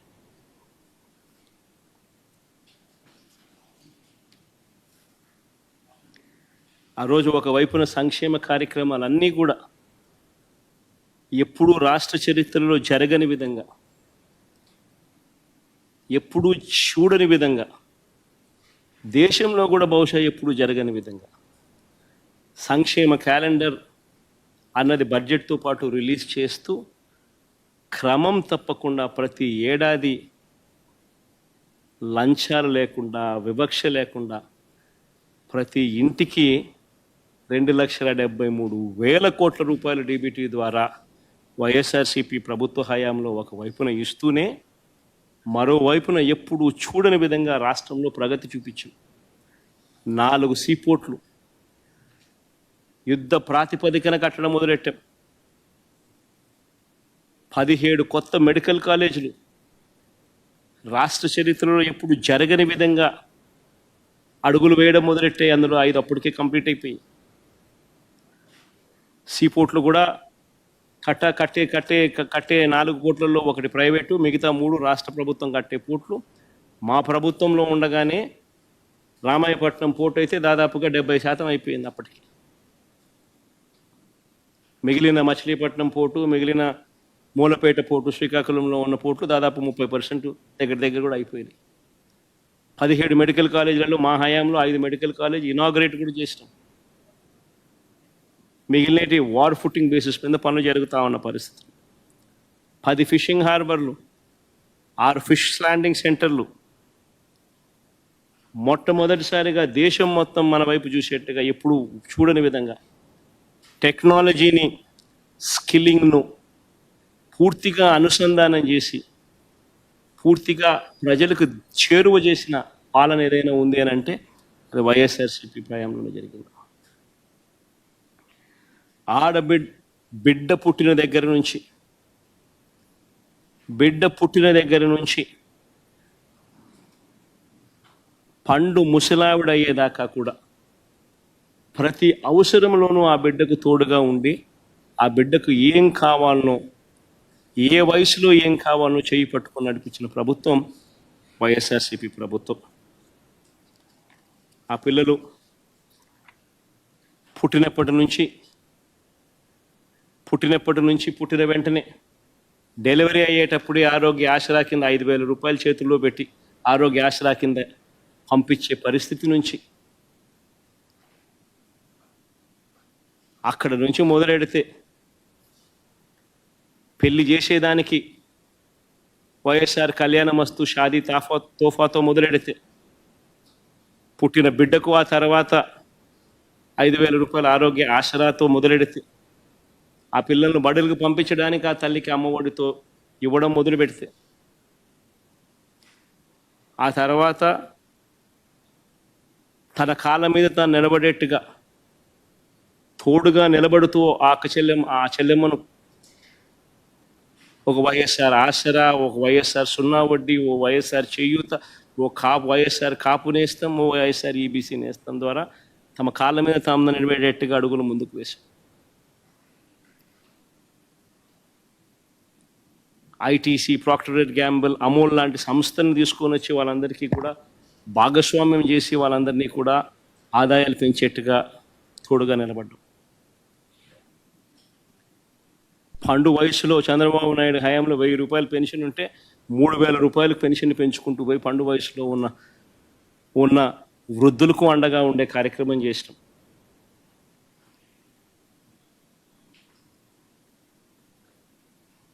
పిల్లలు చదివేదానికి పేదరికం అన్నది శాశ్వతంగా బయటపడాలి అని అంటే మంచి చదువులు ఆ పిల్లలకు అందుబాటులో ఉండాలి అని చెప్పి గ్లోబల్ వ్యవస్థలతో పోటీ పడే పరిస్థితిలోకి మన పిల్లలు రావాలి అనే సదుద్దేశంతో ఎప్పుడు చూడని విధంగా సంస్కరణలు తీసుకొచ్చాం.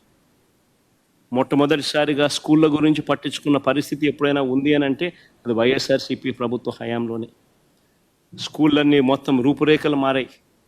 నాడు నేడుతో పనులతో స్కూళ్ళు రూపురేఖలు మారాయి. మొట్టమొదటిసారిగా గవర్నమెంట్ బడులలోకి ఇంగ్లీష్ మీడియం వచ్చింది.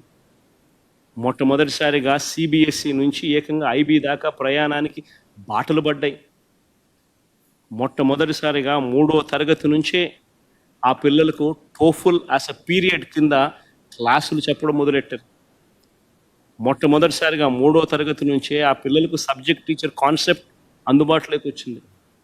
మొట్టమొదటిసారిగా ఆ పిల్లలకు బైలింగ్వల్ టెక్స్ట్ బుక్స్, ఒక పేజు ఇంగ్లీషు మరో పేజీ తెలుగుతో టెక్స్ట్ బుక్లు అందుబాటులోకి తీసుకొని రావడం జరిగింది. మొట్టమొదటిసారిగా ఆ స్కూళ్ళల్లో 6వ తరగతి నుంచి ప్రతి class room digitised class room కింద ఐఎఫ్పి ప్యానెళ్లతో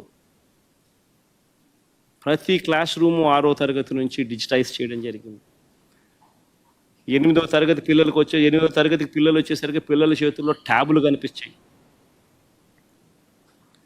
మొట్టమొదటిసారిగా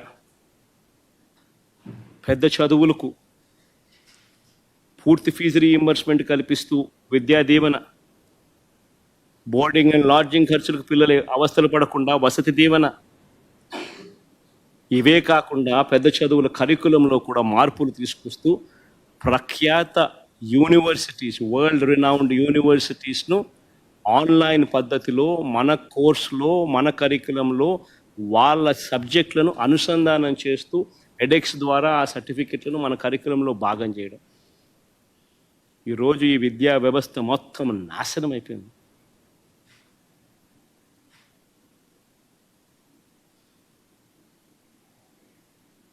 ఏదీ లేదు.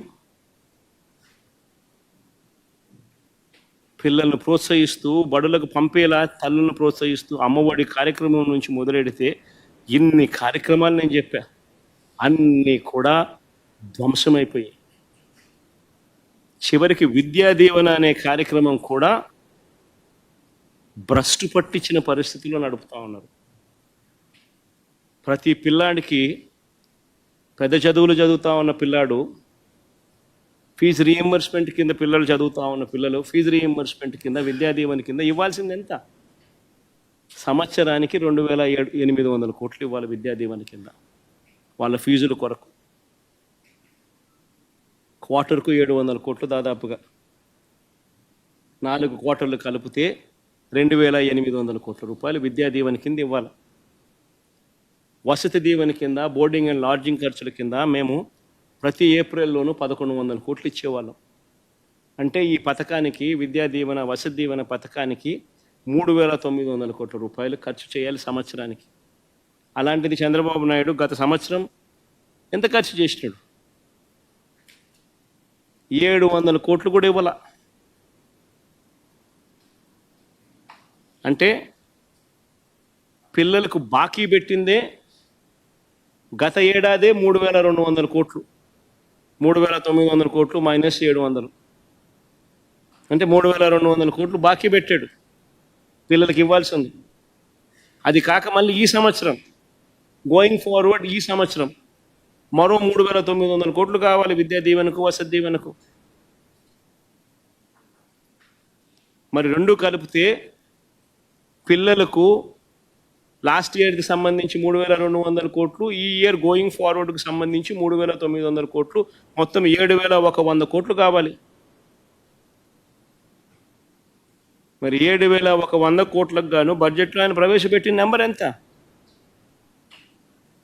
కేవలం 2,600 కోట్లు.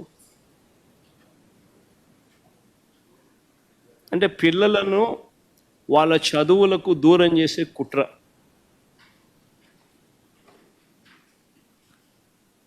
ఇప్పటికే ఆన్లైన్ వర్టికల్స్, ఎడెక్స్తో కుదుర్చుకున్న ఒప్పందం గాలికి ఎగిరిపోయింది. వాళ్ళు కట్టాల్సిన డబ్బులు కట్టక వాళ్ళు వెళ్ళిపోయినారు.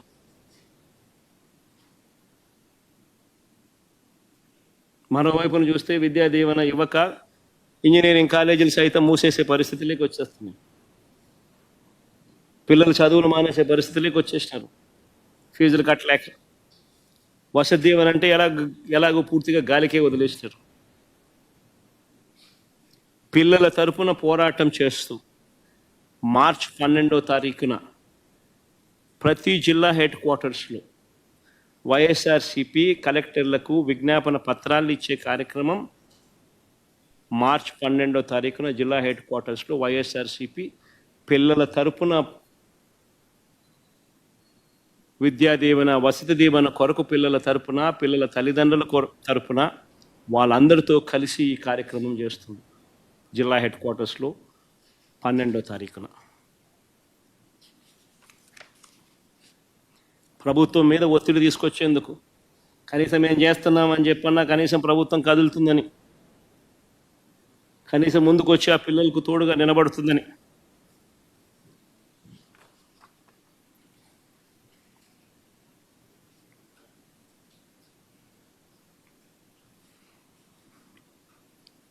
వైద్య రంగం తీసుకున్న అదే పరిస్థితి.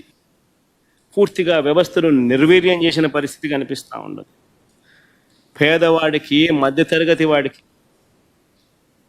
ఒక ఆసరాగా నిలబడింది వైఎస్ఆర్సిపి ప్రభుత్వం. అప్పట్లో వైద్యం కోసం ఏ ఒక్కరూ కూడా అప్పుల పాలయ్యే పరిస్థితి రాకూడదు అని వైఎస్ఆర్సీపీ ప్రభుత్వం తప్పించింది.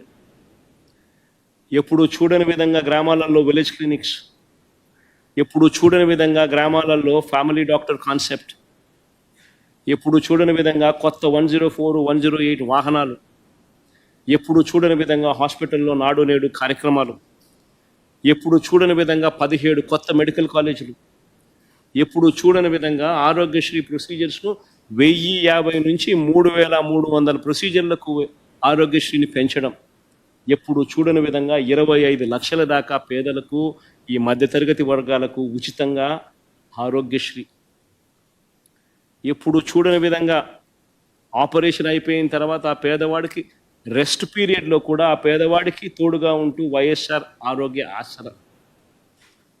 ఈరోజు ఈ పథకాలన్నీ కూడా మొత్తం ధ్వంసం. 25 లక్షలు ఉండే ఆరోగ్యశ్రీని 2.5 లక్షలకు తగ్గిస్తున్నారు.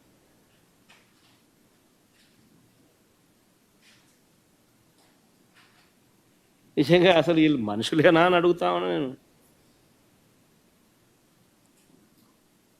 గవర్నమెంట్ హాస్పిటళ్లలో 0 వేకెన్సీ పాలసీలో మా ప్రభుత్వ హయాంలో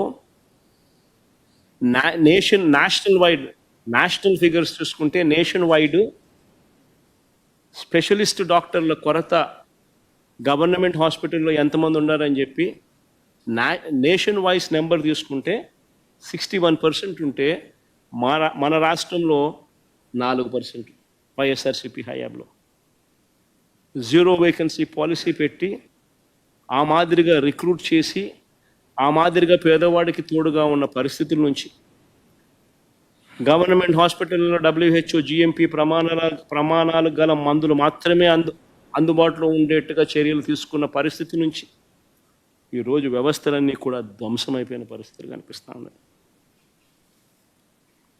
వ్యవసాయము అంతే నాశనం చేసిన పరిస్థితులు కనిపిస్తూ ఉన్నాయి. విత్తనం నుంచి పంట పండిన తర్వాత రైతు అమ్ముకునే పరిస్థితి వరకు ప్రతి అడుగులోనూ రైతుని చేయి పట్టుకొని నడిపించిన ప్రభుత్వం వైఎస్ఆర్సీపీ. రైతులకు సంబంధించి 0 వడ్డీ పంట రుణాలు ధ్వంసం, రైతులకు సంబంధించి ఉచిత పంటల బీమా ధ్వంసం, సీజన్ ముగిసేలోగానే రైతులకు ఇన్పుట్ సబ్సిడీ ఇచ్చే కార్యక్రమం ధ్వంసం, గ్రామంలోనే రైతుని చేయి పట్టుకొని నడిపించే ఆర్బీకే వ్యవస్థ నిర్వీర్యం, ఈ క్రాప్ వ్యవస్థ నిర్వీర్యం, దళారీలు లేకుండా ఆర్బీకేలే పంటలు కొనుగోలు చేసే గొప్ప కార్యక్రమం నిర్వీర్యం, ధ్వంసం. ఆర్బీకేల ద్వారా నాణ్యమైన విత్తనాలు, నాణ్యమైన పురుగుల మందులు, నాణ్యమైన ఎరువులు ఆర్బీకేల ద్వారా రైతులకు గ్రామంలోనే అందుబాటులో ఉండే కార్యక్రమం ఈరోజు ధ్వంసం, నిర్వీర్యం. పాల వెలువ కార్యక్రమం ద్వారా మార్కెట్లో కాంపిటీషన్ క్రియేట్ చేసి సహకార రంగంలో ఎప్పుడూ చూడని విప్లవాత్మక మార్పులు తీసుకొస్తూ అమూల్ లాంటి సంస్థను ఆంధ్ర రాష్ట్రానికి తీసుకొచ్చి సహకార రంగంలో ఒక విప్లవం తీసుకొని వచ్చి ఏకంగా అమూల్ రావడంతో డైరీలో ఒక కాంపిటీషన్ క్రియేట్ అయ్యి పాల రేట్లు 7 సార్లు పెరిగాయి.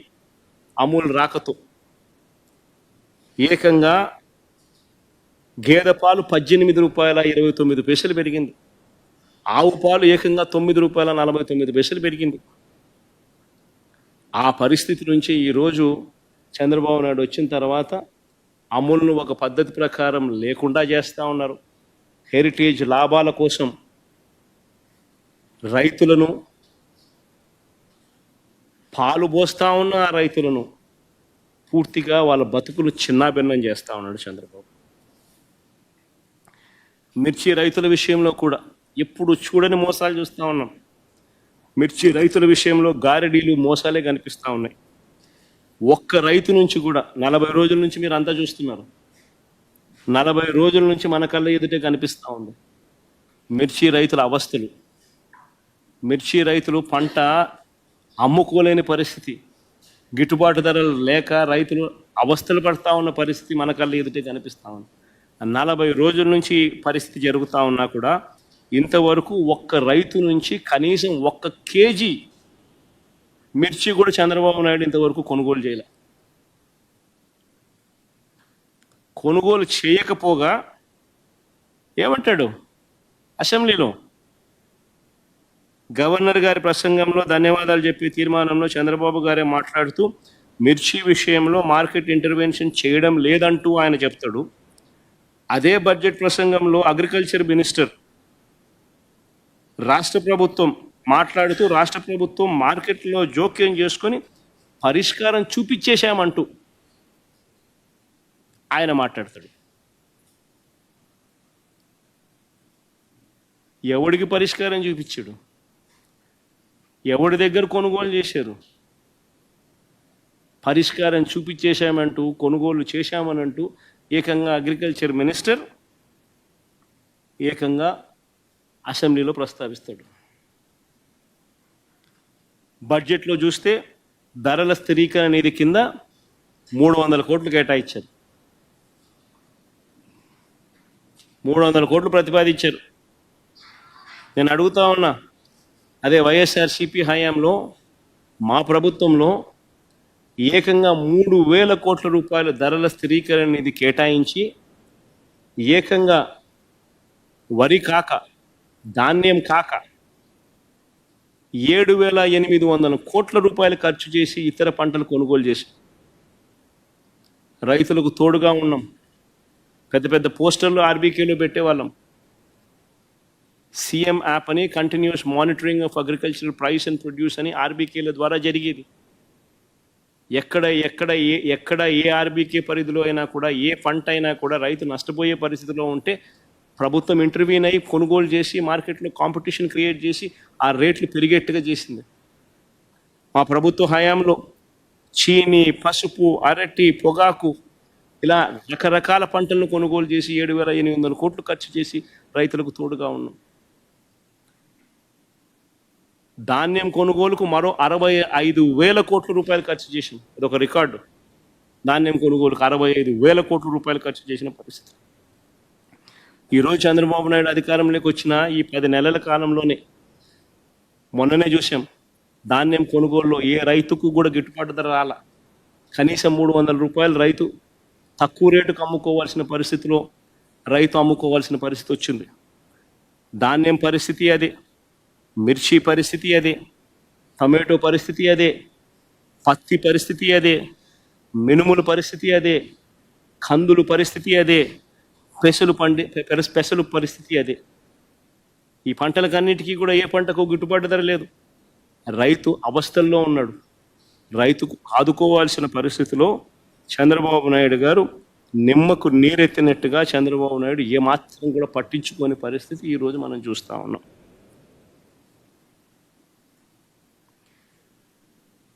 ఈరోజు అప్పట్లో వైఎస్ఆర్సీపీ ప్రభుత్వ హయాంలో కుల వృత్తులను నమ్ముకునే వారికి ఎప్పుడూ జరగని విధంగా తోడుగా నిలబడ్డ పరిస్థితి. స్వయం ఉపాధిని ప్రోత్సహిస్తూ వారందరికీ అండగా ఉన్న పరిస్థితి. ఇంతకుముందు వైఎస్ఆర్సీపీ ప్రభుత్వంలో జగనన్న చేదోడు, జగనన్న తోడు, వైఎస్ఆర్ లానేస్తం, వైఎస్ఆర్ వాహనమిత్ర, వైఎస్ఆర్ నేతన్న నేస్తం, ఈ పథకాలన్నీ కూడా ఈరోజు పూర్తిగా రద్దయిపోయిన పరిస్థితులు. మత్స్యకార భరోసా పథకం కూడా 7 సంవత్సరం ఎగరగొట్టిన పరిస్థితిని మనం అంతా కూడా చూసాం.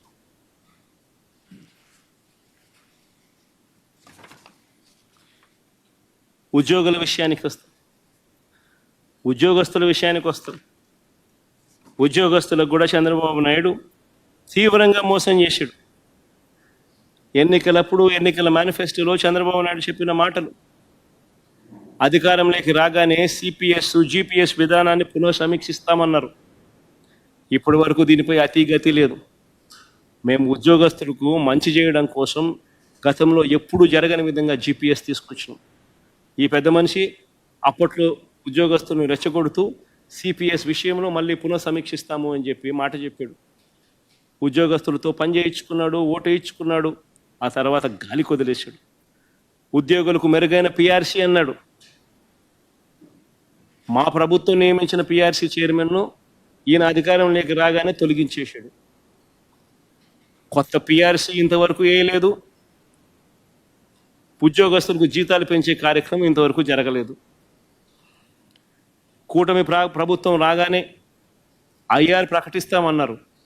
ఇప్పుడు 10 నెలలు అయిపోయింది. నేరేడు సంవత్సరం ఐఆర్ ప్రకటించలేదు.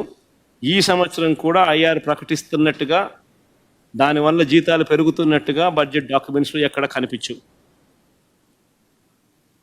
3 డిఏలు పెండింగ్లో ఉన్నాయి. వాటి ప్రస్తావన కూడా బడ్జెట్లో లేదు. ప్రతి నెల 1వ తారీఖునే జీతాలు ఇస్తామన్నారు. కేవలం ఒకే ఒక నెల ఇచ్చారు. ఈ రోజుకి కూడా జీతాల కోసం ఉద్యోగస్తులు ఎదురుచూపులే. ఇంకా మా హయాంలో అన్నా కనీసం బట్టలు ఉన్నాయి. మా హయాంలో అన్నా కనీసం కోవిడ్ లాంటి మహమ్మారిని కూడా చూసాం. అలాంటి విపత్కర పరిస్థితుల్లో కూడా మేము మెరుగైన జీతాలు ఉద్యోగస్తులకు ఇచ్చాం. మెరుగైన టైం ఫ్రేమ్లో కూడా ఇచ్చాం. ఉద్యోగుల జీపీఎఫ్, జిఎల్ఐ డబ్బులను వీళ్ళ అవసరాల కోసం వీళ్ళు వాడుకుంటూ ఉన్నారు. ఉద్యోగస్తులకు ఇవ్వాల్సిన డిఏలు, జీపీఎఫ్లు, సరెండర్ లీవ్లు, రిటైర్మెంట్ బెనిఫిట్స్, ఈహెచ్ఎస్ బకాయిలు ఇలా వేల కోట్ల రూపాయలు పెండింగ్లో పెట్టారు. కాంట్రాక్ట్ ఉద్యోగస్తులను క్రమబద్ధీకరిస్తూ మా ప్రభుత్వం విప్లవాత్మక నిర్ణయం తీసుకుంది. 3,000 మందిని మా ప్రభుత్వ హయాంలోనే రెగ్యులరైజ్ కూడా చేశాం.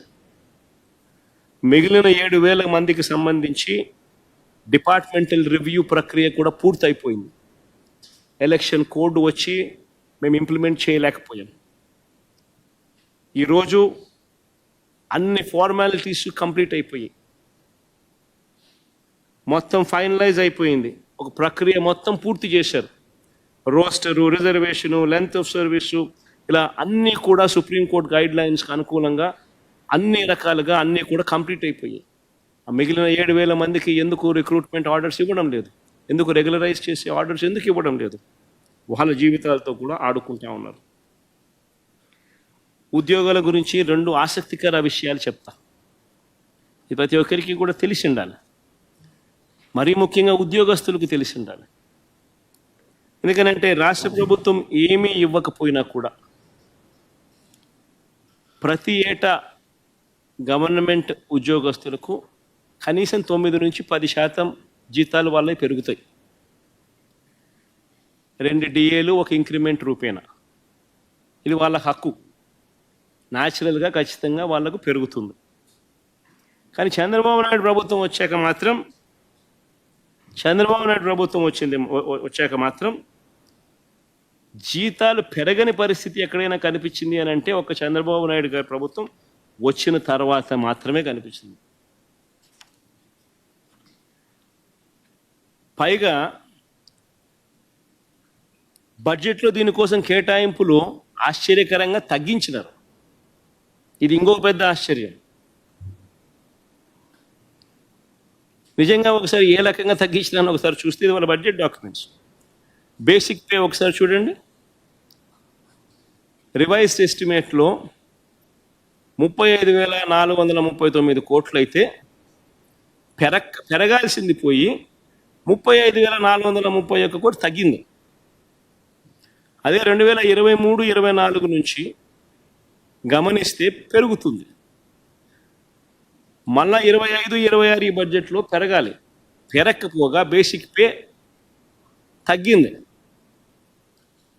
అదే రకంగా గ్రాంట్ ఇన్ ఎయిడ్ శాలరీస్, అంటే ఇది యూనివర్సిటీస్కి ఇచ్చే శాలరీస్, యూనివర్సిటీస్లో పనిచేసే వాళ్ళకి ఇచ్చే శాలరీస్, వాళ్ళ శాలరీస్ చూస్తే ఏకంగా 2023-24లో 3,927 కోట్లు అయితే 2025-26 ఈ బడ్జెట్లో వీళ్ళు పెట్టింది 2,944 కోట్లు. అంటే కొత్త వీసీలను నియామకం చేసింది ఉద్యోగస్తులు తొలగించేదానికోసం. అంతే కదా? దాని ప్రకారం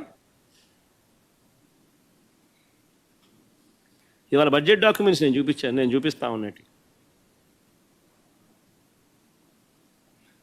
రిటైర్డ్ వాళ్ళ పరిస్థితిని ఒకసారి గమనిద్దాం. రిటైర్డ్ వాళ్ళని ఒకసారి గమనిస్తే పెన్షనర్ల సంఖ్య మామూలుగా ప్రతి ఏటా పెరుగుతుంది. రిటైర్ అయిపోయే వాళ్ళ సంఖ్య పెరుగుతుంది. ప్లస్ పెన్షనర్లకు డిఆర్ అనేది యాడ్ అవుతుంది.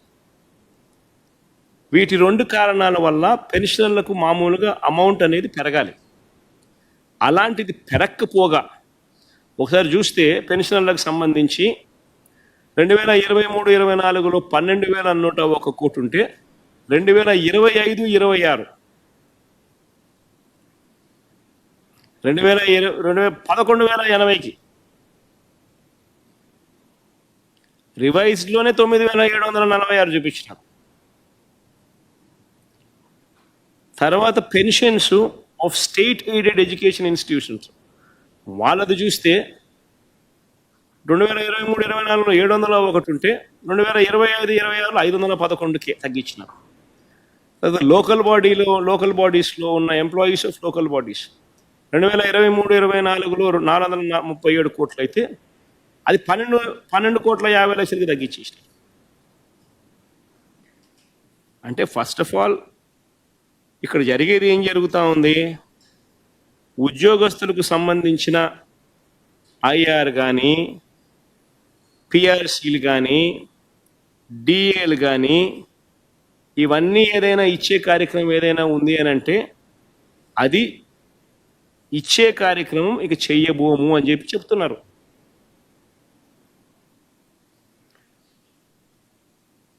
రెండు 2025-26 లాస్ట్ ఇయర్ ఎలాగూ ఇవ్వలేదు, రాబోయే సంవత్సరంలో కూడా ఇవ్వబోము అని కూడా చెబుతా ఉన్నారు. పిఆర్సీ ఇవ్వబోమని, ఐఆర్ ఇవ్వబోమని, పెండింగ్ బకాయిలు కూడా ఇవ్వబోమని కూడా చెప్తా ఉన్నారు. ఇక్కడ ఇంకొక ఆసక్తికరమైన విషయం కూడా చూడాలి.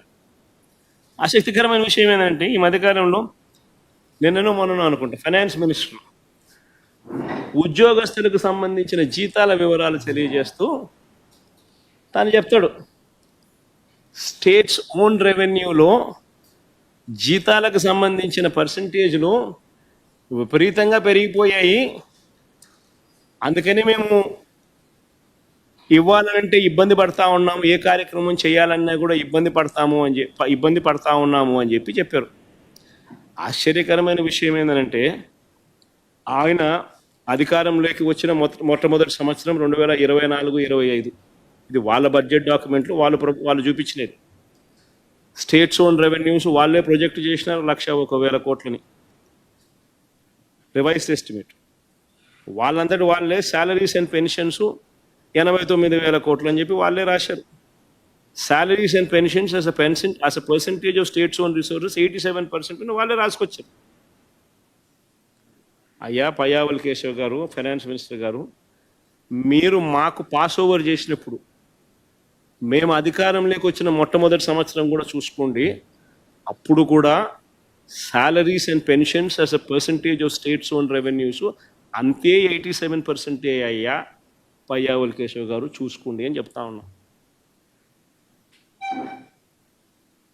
మరి ఎందుకు కారణాలు వెతుక్కుంటున్నారు? ఇంకా మేమన్నా కోవిడ్ వచ్చింది, ఇంకా సాకులు చెప్పాలంటే ఇంకా మేము చెప్పాలి, అలాంటిది మేము చెప్పాలా సాకులు? మరి మీరెందుకు సాకులు వెతుక్కుంటున్నారని చెప్తా ఉన్నాను నేను.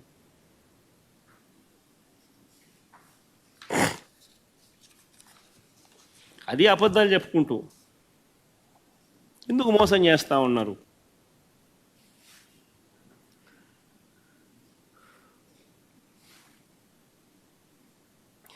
బడ్జెట్ స్పీచ్ చూస్తే ఇంకొక ఆశ్చర్యం కలిగించే విషయాలు ఈ పెద్ద మనుషులు చెప్తారు, ఈ ఫైనాన్స్ మినిస్టర్లు వీళ్ళంతా కూడా చెప్తారు. అసెంబ్లీలో ఏమని చెప్తారు? బకాయిలు తీర్చామని అదొక పెద్ద ఘనకార్యంగా చెప్తారు. 23,000 కోట్లు మేము బకాయిలు తీర్చామని అదొక పెద్ద ఘనకార్యంగా చెప్తారు. అయ్యా ఫైనాన్స్ మినిస్టర్ గారు, బకాయిలు అనేది ఏ ప్రభుత్వంలో అయినా కూడా ఎవ్రీ ఇయర్ నిరంతరం జరిగే ప్రక్రియ. అది ప్రభుత్వం అనేది నిరంతరం ఉండే వ్యవస్థ. బిల్లులు రావడము, బిల్లులు చెల్లించడము సహజంగా ఇవన్నీ కూడా ప్రతి ఏడాది కూడా జరిగే కార్యక్రమాలే. మేము కూడా మా హయాంలో చంద్రబాబు నాయుడు గారు వదిలేసిన బకాయిలు అక్షరాల వివిధ శాఖల్లో చూస్తే 42,183 కోట్లు కనిపించాయి. ఇవన్నీ కూడా నేను క్లియర్ చేసినవి. ఇవి కాక డిస్కామ్స్ వాళ్ళకు పవర్ సప్లై చేసిన జనరేటర్స్కు ఇవ్వాల్సిన బకాయిలు మరో 21,000 కోట్లు. రెండు కలిపితే చంద్రబాబు నాయుడు గారు మాకు వదిలేసిన బకాయిలు 63,724 కోట్లు మా ప్రభుత్వ హయాంలో మేము కట్టినాయి. చంద్రబాబు నాయుడు గారు వదిలేసిన బకాయిలు.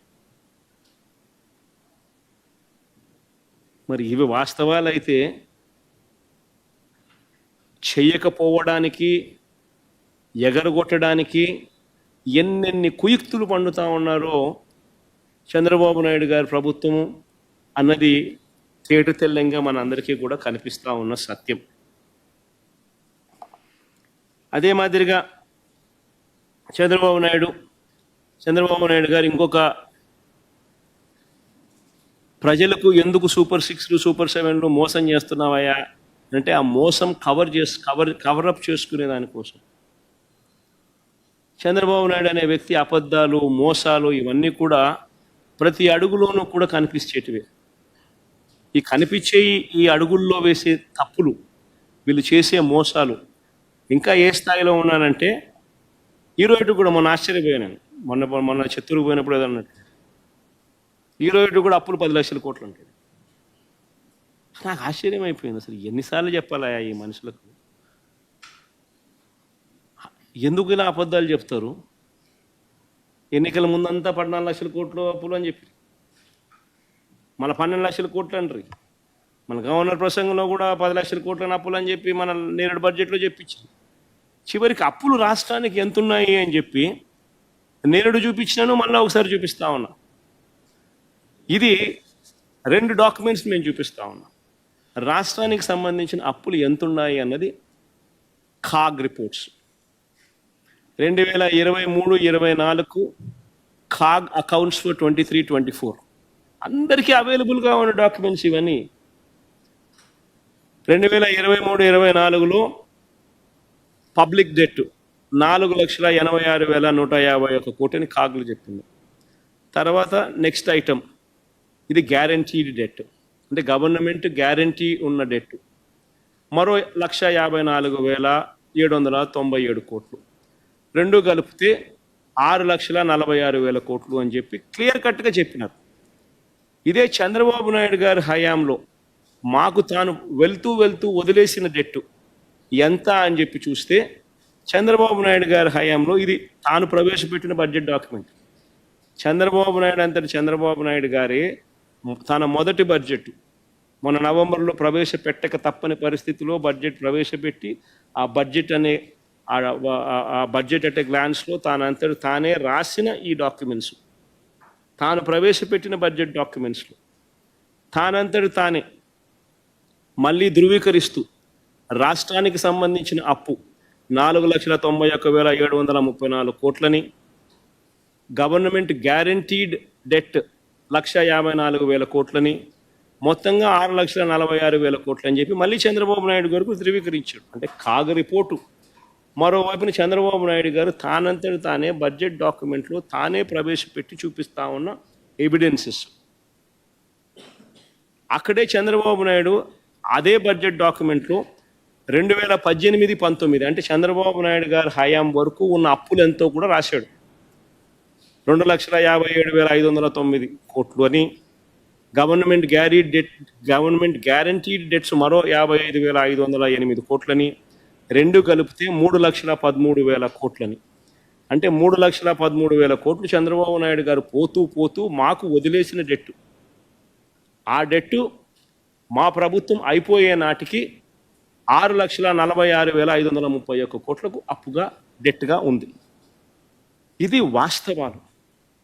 ఈ వాస్తవాలు వాస్తవమైనప్పటికీ కూడా ఎంత దుర్మార్గుడు ఈ పెద్ద మనిషి చంద్రబాబు నాయుడు అంటే, ఎంత అన్యాయస్తుడు ఈ పెద్ద మనిషి చంద్రబాబు నాయుడు అంటే, ఈ డాక్యుమెంట్స్ అన్నీ కూడా కనపస్తా ఉన్నా కూడా చంద్రబాబు నాయుడు ఆయన ఎల్లో మీడియా,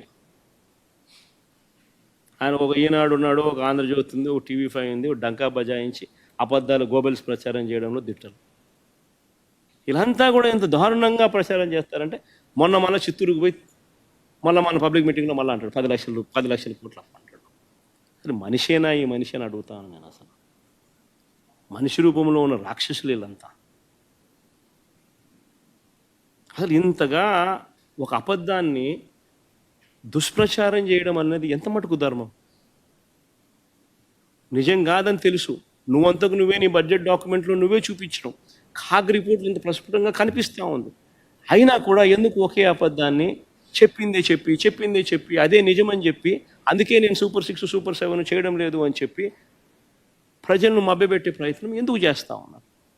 ప్రజలకు లెంపలేసుకో, ప్రజల ముందు గుంజీల్ది లెంపలేసుకొని ప్రజలు ఏమన్నా క్షమిస్తారేమో, ఏదో పెద్ద మనిషి గుంజీలు తీస్తున్నాళ్ళే వదిలేద్దాంలే పాపంలే అని చెప్పి ఏమని అనుకుంటారేమో అని చెప్పి అలాంటి పనులు ఏమీ చేయకుండా అబద్ధాలు చెప్పడము, మళ్ళీ మోసం చేయడము, ఎట్టా అని చెప్పి పిహెచ్డీలు చేయడము, రీసెర్చ్లు చేయడం. ఈ పిహెచ్డీలు రీసెర్చ్లు ఏ లెవెల్లోకి వెళ్ళిపోయినాయనంటే, ఈసారి బడ్జెట్ డాక్యుమెంట్స్ చూసినారా మీరు? నిజంగా చాలా అంటే చాలా విచిత్రంగా కనిపిస్తుంది. ఈసారి బడ్జెట్ డాక్యుమెంట్స్లో బడ్జెట్ ఎట్ ఏ గ్లాన్స్ అనేది లేదు. బడ్జెట్ ఎట్ ఏ గ్లాన్స్లో అప్పుల గురించి ప్రస్తావన లేదు. మామూలుగా బడ్జెట్ ఎట్ ఏ గ్లాన్స్లో ఎవరికైనా కూడా సులభంగా అప్పులు రాష్ట్రానికి ఎంత ఉన్నాయి అనేది బడ్జెట్ ఎట్ ఏ గ్లాన్స్ చూస్తే తెలిసిపోవాలి. దాంట్లో లాస్ట్ 10 సంవత్సరాల బడ్జెట్ నేను చూపిస్తాను. చూపించమో ఒకసారి. Last 10 years budget at a గ్లాన్స్లో ప్రతి సందర్భంలోనూ ఈ మాదిరిగా చూపిస్తారు. పబ్లిక్ డెట్ ఎంత అని చెప్పి 2015-16, 2016-17, 2017-18, ఇంకా బామ్మ 2018-19, 2019-20, 20-21, 21-22, 22-23, 23-24 ప్రతి దాంట్లోనూ కూడా బడ్జెట్ ఎట్ ఏ గ్లాన్స్లో రాష్ట్ర ప్రభుత్వానికి సంబంధించిన అప్పులు ఎంత అని చెప్పి సులభంగా అర్థమయ్యేటట్టుగా ఈ మాదిరిగా ప్రచురణ చేస్తారు. లాస్ట్ ఇయర్ వాళ్ళు కూడా చేసినారు, 2023-24 కూడా కనిపిస్తుంది. కానీ ఈ సంవత్సరము ఎంత దుర్మార్గమైన ఆలోచనలనంటే, ఇది సులభంగా కనిపిస్తే ప్రజలకు అందరికీ అర్థమైపోతుంది, మళ్ళీ 10 లక్షల కోట్లు అని చెప్పి చెప్పడం కష్టమైపోతుంది, ప్రజలందరికీ తెలిసిపోతుంది, మళ్ళీ జగన్ ఇవన్నీ చూపిస్తాడు అని చెప్పి ఏం చేశారు, ఈసారి బడ్జెట్ ఎట్ ఏ గ్లాన్స్లో అప్పులు ఎంత అనే విషయము మాయ చేయడానికి ప్రయత్నం చేశారు. బడ్జెట్ ఎట్ ఏ గ్లాన్స్లో అప్పుల విషయం ప్రస్తావన కనపడకుండా, మేము రాష్ట్ర ప్రభుత్వానికి అప్పులు ఎంత ఉన్నాయి అని చెప్పి లాస్ట్లో డాక్యుమెంట్స్లో ఎక్కడో ఒక చోటు అయితే పెట్టాలి కదా, ఎక్కడో ఒక చోటు తెలుస్తుంది కదా. కాబట్టి మేము బడ్జెట్ డాక్యుమెంట్స్ లోతులేకపోవాల్సి వచ్చింది. లోతులేకపోయి volume 5 budget document debt and guarantees, volume 2 budget document revenues and receipts, volume 3/5 finance and planning department, ఇన్ని డిపార్ట్మెంట్లన్నీ కూడా కంపైల్ చేసి క్రోడీకరించి రాష్ట్రానికి సంబంధించిన అప్పులు ఎంతున్నాయి అని చెప్పి మేము ప్రజెంటేషన్ చేయగలుగుతా ఉన్నాం. అంటే సామాన్యునికి రాష్ట్రానికి సంబంధించిన బడ్జెట్ విషయాలు, బడ్జెట్ వివరాలు సులభంగా అర్థమయ్యేట్టుగా నీ బడ్జెట్ ప్రవేశపెట్టాల్సింది పోయి, సులభంగా అర్థం కాకూడదు అనే దుర్బుద్ధితో బడ్జెట్ ప్రవేశపెట్టిన పరిస్థితులు మొట్టమొదటిసారిగా చూస్తూ ఉన్నాం. అసలు నిజంగా ఈ పెద్ద మనిషి చంద్రబాబు నాయుడు అనే వ్యక్తి ఎంత దారుణమైన వ్యక్తి అని చెప్పడానికి ఇదో నిదర్శనం.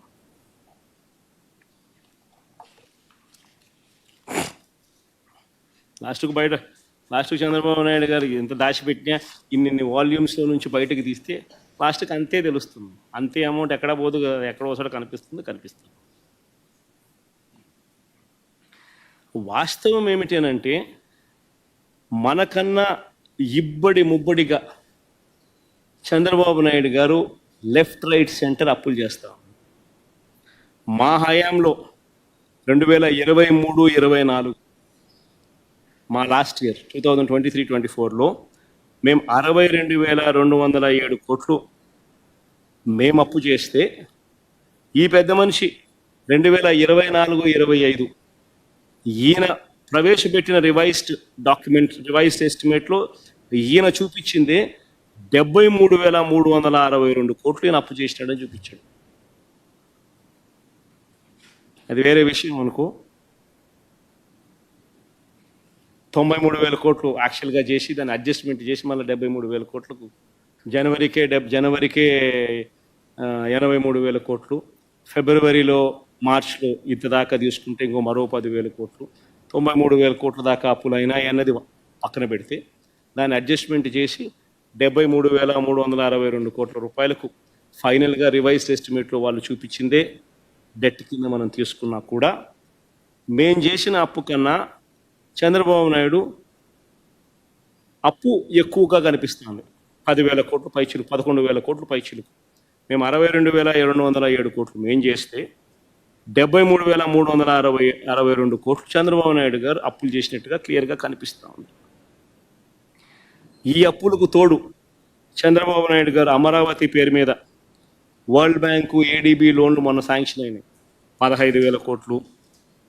హుడ్కో లోను అమరావతికి మొన్న శాంక్షన్ అయింది 11,000 కోట్లు. ఇది కాక కేఎఫ్డబ్ల్యూ లోను మరో 5,000 కోట్లు ఇంకా ప్రాసెస్లో ఉంది, ఇంకా శాంక్షన్ కాల.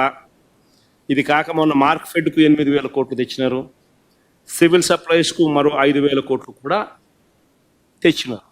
ఇదంతా కూడా మనకు తెలుసు. సో ఈ రకంగా చూసుకుంటే దాదాపుగా ఇప్పుడు ముబ్బడిగా చంద్రబాబు నాయుడు గారి హయాంలో అప్పులు లెఫ్ట్ రైట్ సెంటర్ జరుగుతూ ఉన్నాయి.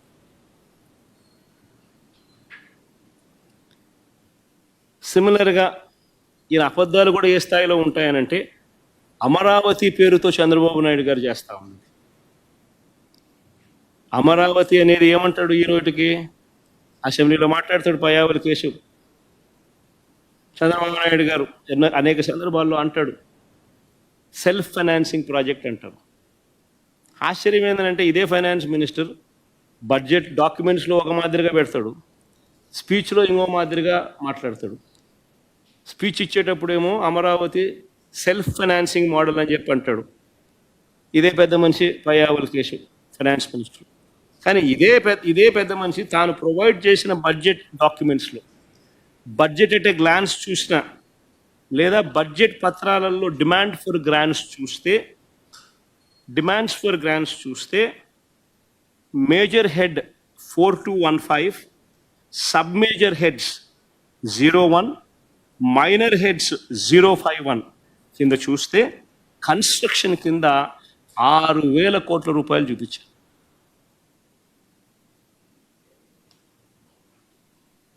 మరి ఎందుకు చంద్రబాబు నాయుడు గారు అనే వ్యక్తి, ఈ ఫైనాన్స్ మినిస్టర్ పయ్యావుల కేశవ్ అనే ఈ వ్యక్తి అమరావతి పేరుతో ఇంత అప్పులు తీసుకొని వచ్చి అమరావతి మీద ఖర్చు పెడుతూ బడ్జెట్లో ఇది చూపిస్తూ ఎందుకు అబద్ధాలు చెప్తా ఉన్నారు? ఇది సెల్ఫ్ సస్టైనింగ్ మోడల్ అని, ఇది రకరకాల సెల్ఫ్ సస్టైనింగ్ ప్రాజెక్ట్ అని ఎందుకు చెప్తా ఉన్నారు? అల్టిమేట్గా నువ్వు ముఖ్యమంత్రి, నువ్వేం చేయాలనుకుంటే అది నువ్వు చేయొచ్చు. ఎందుకు అబద్ధాలు చెప్పాలి? ఎందుకు మోసాలు చేస్తూ ఉండవు? అమరావతి పేరు మీద నేను ఇంత అప్పులు తీసుకొచ్చినాను, రాష్ట్ర బడ్జెట్లో ఇంత అప్పులు అమరావతి కోసం నేను పెడుతున్నాను, ఎందుకు నిజం చెప్పలేకపోతున్నావు? అక్కడ కూడా అబద్ధాలు, అక్కడ కూడా మోసాలే. ఈ మోసాలు, ఈ అబద్ధాలు ఇంకా 4 అడుగులు ముందుకేద్దాం. ఏ స్థాయిలో చేస్తూ ఉన్నాడో ఒక్కసారి చూపిస్తా. రాష్ట్రానికి సంబంధించిన సొంత ఆదాయం విషయానికి వద్దాం. రాష్ట్రానికి సంబంధించిన సొంత ఆదాయం ఎస్ఓఆర్, ఇది కాదమ్మా, రాష్ట్రానికి సంబంధించిన సొంత ఆదాయం ఎస్ఓఆర్. సార్ ఇదే ఎస్ఓఆర్, రాష్ట్రానికి సంబంధించిన సొంత ఆదాయం ఎస్ఓఆర్. వీటికి సంబంధించి 2023-24 ఆర్థిక సంవత్సరంతో 2024-25 ఆర్థిక సంవత్సరం పోలిస్తే ఈ పెద్ద మనిషి చంద్రబాబు నాయుడు గారు ఏమంటాడు? ఏకంగా 9.56% పెరుగుదల నమోదైంది అని అంటాడు. ఇదిగో కనిపిస్తూ ఉన్నాయి 2 టేబుల్లు, చూడండి ఒకసారి. కింద ఎస్ఓఆర్ అంటే కింద స్టేట్స్ ఓన్ రెవెన్యూస్ 23-24లో 93,000 కోట్లు వస్తే 2024-25లో 1,01 కోట్లకు పెరిగినట్టుగా 9.56% పెరుగుదల చూపిస్తా అన్నట్టుగా ఆయన ప్రొజెక్షన్ ఇచ్చింది. ఇది రివైజ్డ్ ఎస్టిమేట్, చంద్రబాబు నాయుడు గారు చెప్పిన మాటలు. కానీ వాస్తవంగా ఏమిటి అని చూస్తే, నేను ఇటువైపున పక్కన 10 నెలలు యాక్చువల్ ఫిగర్స్ పెట్టిన రాష్ట్రానికి సంబంధించిన స్టేట్స్ ఓన్ రెవెన్యూస్ నిజంగా ఎంత వచ్చినాయి అని CAG audited every month figures నేను పెట్టిన. ఈ ఫిగర్స్ నువ్వు చూస్తే 10 నెలలకు సంబంధించి 2023-24లో 72,873 కోట్లు వస్తే 10 నెలలకు గాను 72,866 కోట్లు, అంటే స్టేట్స్ ఓన్ రెవెన్యూస్ -0.01 తక్కువ వచ్చినట్టుగా కనిపిస్తూ ఉంది. మరి తక్కువ వచ్చినట్టుగా క్లియర్గా కనిపిస్తూ ఉన్నప్పుడు 2 నెలల కాలంలో మహా అయితే ఆ 72,866 మహా అయితే 2023-24కు సంబంధించిన ఫిగర్లు తగలడమే చాలా గొప్ప. అంటే ఆ 93,000 కోట్లకు రావడమే చాలా గొప్ప. అలాంటిది నువ్వు 2 నెలల్లో ఏకంగా 101,985 కోట్లకు పోతుందని చూపిస్తా ఉన్నావు.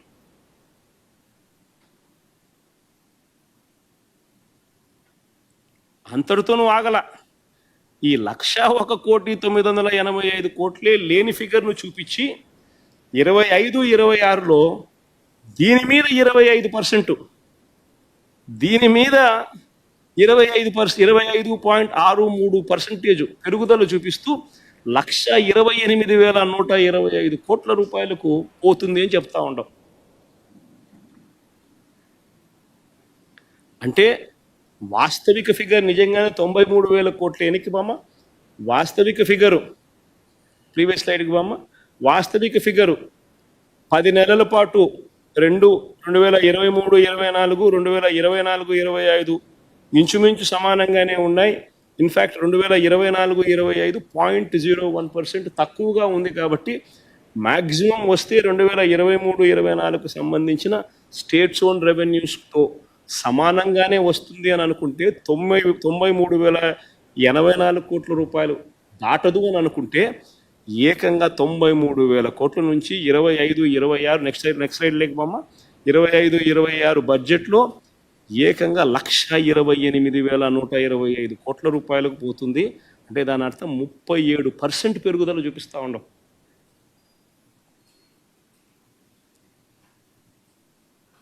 అంటే ఎందుకు ఇంత అబద్ధాలు ఆడుతూ ఉన్నారు, ఎందుకు ఇంత మోసాలు చేస్తూ ఉండాలి?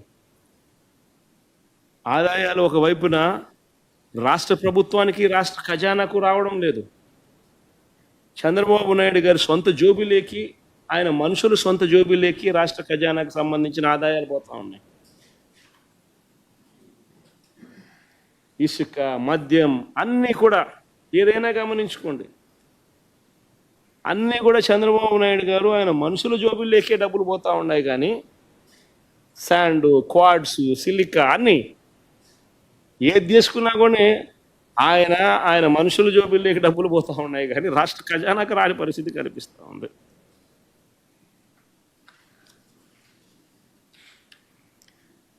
ఇంకా కొన్ని ఆసక్తికరమైన విషయాలు నాన్ ట్యాక్స్ రెవెన్యూస్ కింద మిస్సిలీనియస్ జనరల్ సర్వీసెస్ కింద ఒకటి ఆశ్చర్యకరమైనది ఉంది.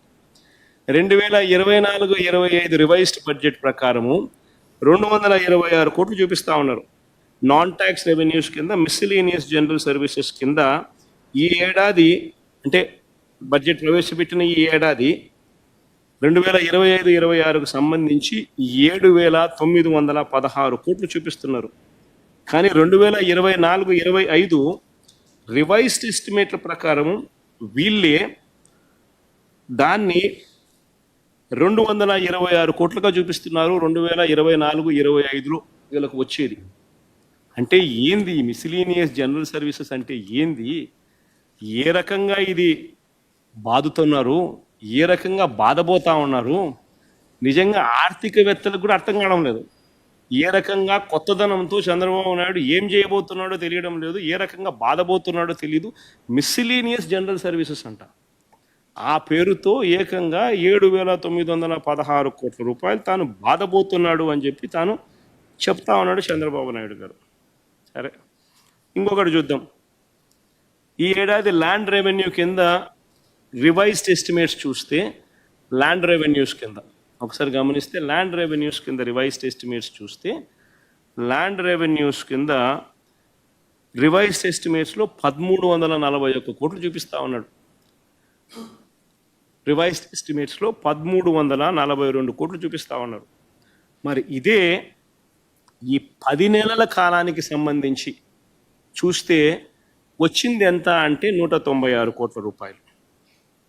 అంటే రైతులను నీటి తీరువాతో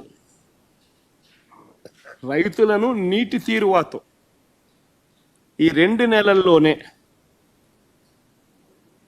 బాధపోతున్నారు అని చెప్తున్నాడు.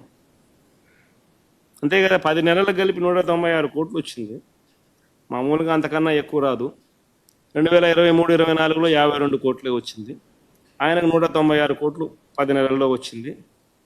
దాన్ని 1,342 కోట్లు ఈ 2 నెలల్లో పెంచబోతున్నాడు అని చెప్పి రివైజ్ ఎస్టిమేట్లో చూపిస్తా ఉన్నాడు పెరుగుతుంది అని.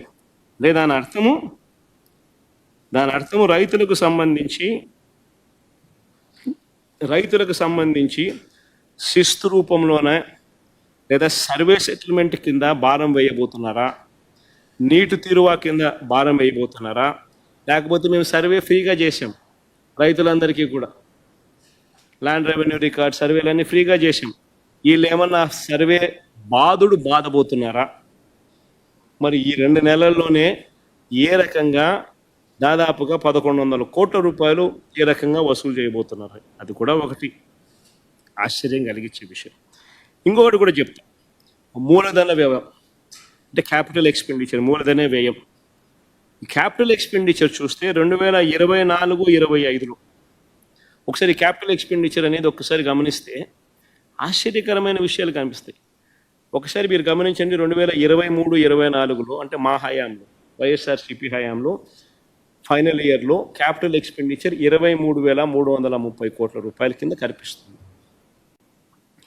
ఒకసారి ఈ 10 months పీరియడ్ కంపేర్ చేస్తే actual figures, CAG audited actual figures compare చేస్తే గమనిస్తే మీకు ఏమనిపిస్తుంది? 10 నెలల కాలంలో లాస్ట్ ఇయర్ 10 నెలలు 2023-24, ఈ సంవత్సరానికి సంబంధించిన 10 నెలల కాలం 2024-25కు సంబంధించిన 10 నెలల కాలంలో చూస్తే క్యాపిటల్ ఎక్స్పెండిచర్ అంటే మూలధన వ్యయం మేము 20,942 కోట్ల రూపాయలు మేము ఖర్చు చేస్తే చంద్రబాబు నాయుడు గారి హయాంలో ఈ 10 నెలల కాలంలో 10,854 కోట్లు మాత్రమే ఖర్చు చేశాడు. అంటే మాకు చంద్రబాబు నాయుడు గారికి మధ్య తేడా -48%. అంటే మా చివరి ఇయర్లో ఈ 10 నెలల పీరియడ్కి సంబంధించి మేము 20,942 కోట్లు మేము ఖర్చు చేస్తే అదే 10 నెలల పీరియడ్లో ఈయన 10 నెలల కాలంలో 10,854 కోట్ల రూపాయలు ఖర్చు చేశాడు అని అంటే -48%, -48%. ఇక్కడ ఆశ్చర్యంగా ఉంది. ఇప్పుడు చూడండి, ఇదే ఎస్టిమేట్ ఫిగర్ నెక్స్ట్ 2 నెలల్లో రివైజ్డ్ ఎస్టిమేట్ ఒకసారి చూడండి. నెక్స్ట్ 2 నెలల్లో ఏకంగా 10,854 కోట్లు కాస్త 24,072 కోట్లు చూపిస్తా ఉన్నాడు. అంటే 2 నెలల్లో మరో 14,000 కోట్లు తాను ఖర్చు చేయబోతున్నాడని చెప్తున్నాడు.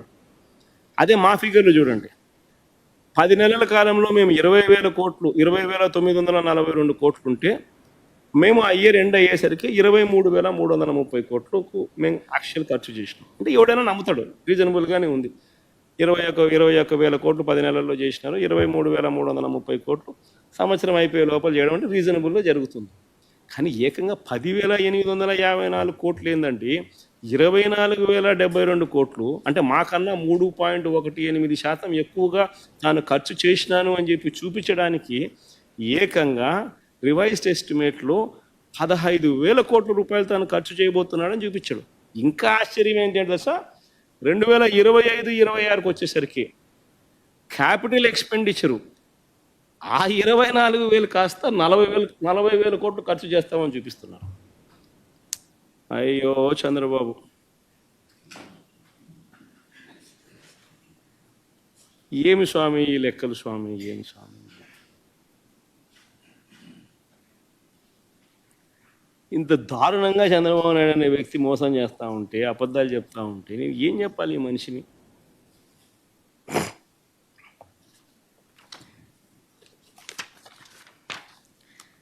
ఇవన్నీ కూడా మొత్తం లెక్కలన్నీ చూసిన తర్వాత చంద్రబాబు నాయుడు గారు వచ్చాక రెవెన్యూ తగ్గిందని ప్రస్ఫుటంగా కనిపిస్తూ ఉంది.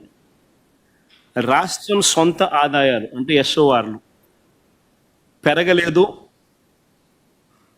హుటాహుటిన పెరక్కపోగా హుటాహుటిన మేం చివరి సంవత్సరంలో వచ్చిన దానికి మ్యాచ్ చేస్తే చాలా గగనంగా కనిపిస్తూ ఉంది. అలాగే మూలధన వ్యయం అంటే క్యాపిటల్ ఎక్స్పెండిచర్ గణనీయంగా మేము 23,330 కోట్లు ఖర్చు చేస్తే ఈయన గణనీయంగా దాంట్లో తగ్గుదల కనిపిస్తూ ఉంది. ఇలాంటి పరిస్థితుల నేపథ్యంలో ఈ పెద్ద మనిషి చంద్రబాబు నాయుడు ఏమంటారు తెలుసా? జిఎస్డిపి 12.94% పెరుగుతుంది అని. ఎలా పెరుగుతుంది స్వామి? రెవెన్యూస్ ఒకవైపున తగ్గుముఖం ఉన్నప్పుడు జిఎస్డిపి ఏ రకంగా పెరుగుతుంది?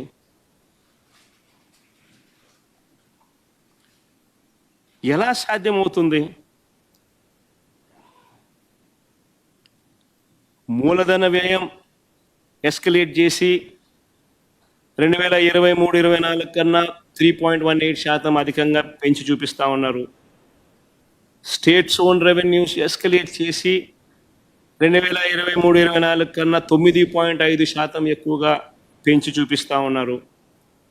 వీటి అన్నింటినీ పెంచి ఏకంగా జీడిపిని కూడా జిఎస్డిపిని కూడా ఏకంగా పెంచి 12.94% నమోదవుతుంది అని చెప్పి అది కూడా తప్పుడు లెక్కలు చూపిస్తూ ఉన్నారు. ఈ నేపథ్యంలో 2025-26 అంటే ఇప్పుడు ప్రవేశపెట్టిన ఈ బడ్జెట్ 3,22,359 కోట్ల బడ్జెట్ కూడా ఎలా సాధ్యము? ఇది అంకెల గారడి కాదా? ఇవన్నీ కూడా మోసం కాదా? మళ్ళీ దీన్ని బాహుబలి బడ్జెట్ అనడం మీకు మాత్రమే చెల్లుతుంది.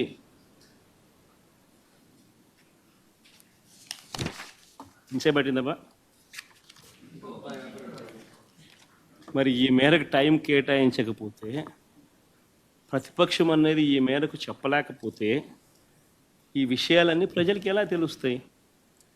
మామూలుగా అయితే ప్రతిపక్ష నాయకుడు అనే వ్యక్తికి ఎవరికైనా కూడా ఉండేది అసెంబ్లీలో మామూలుగా 2 పార్టీలు ఉంటాయి. ఒకటి అధికార పార్టీ, మరొకటి ప్రతిపక్ష పార్టీ. ప్రతిపక్ష పార్టీని అధికారంలో ఉన్న వాళ్ళు గుర్తించకపోతే, ప్రతిపక్ష పార్టీ ఇవన్నీ చెప్పేటివన్నీ కూడా వాళ్ళు చెప్పలేకపోతే కరెక్షన్స్ ఎక్కడి నుంచి వస్తాయి?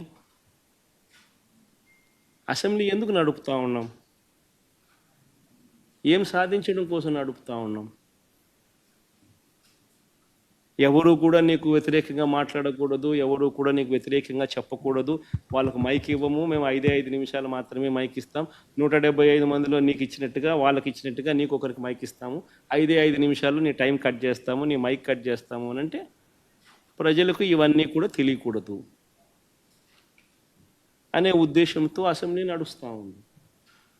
కానీ మీ ద్వారా నేను ఏదైతే చెప్పానో ఇంతవరకు ఈ 1.5 hour 2 గంటలు నాకు తెలియదు ఎన్ని గంటలు ప్రజెంటేషన్ అయిందో, కానీ ప్రతి విషయంలోనూ కూడా ఏది కూడా ఎవరిని కూడా ఊరికే తిట్టల.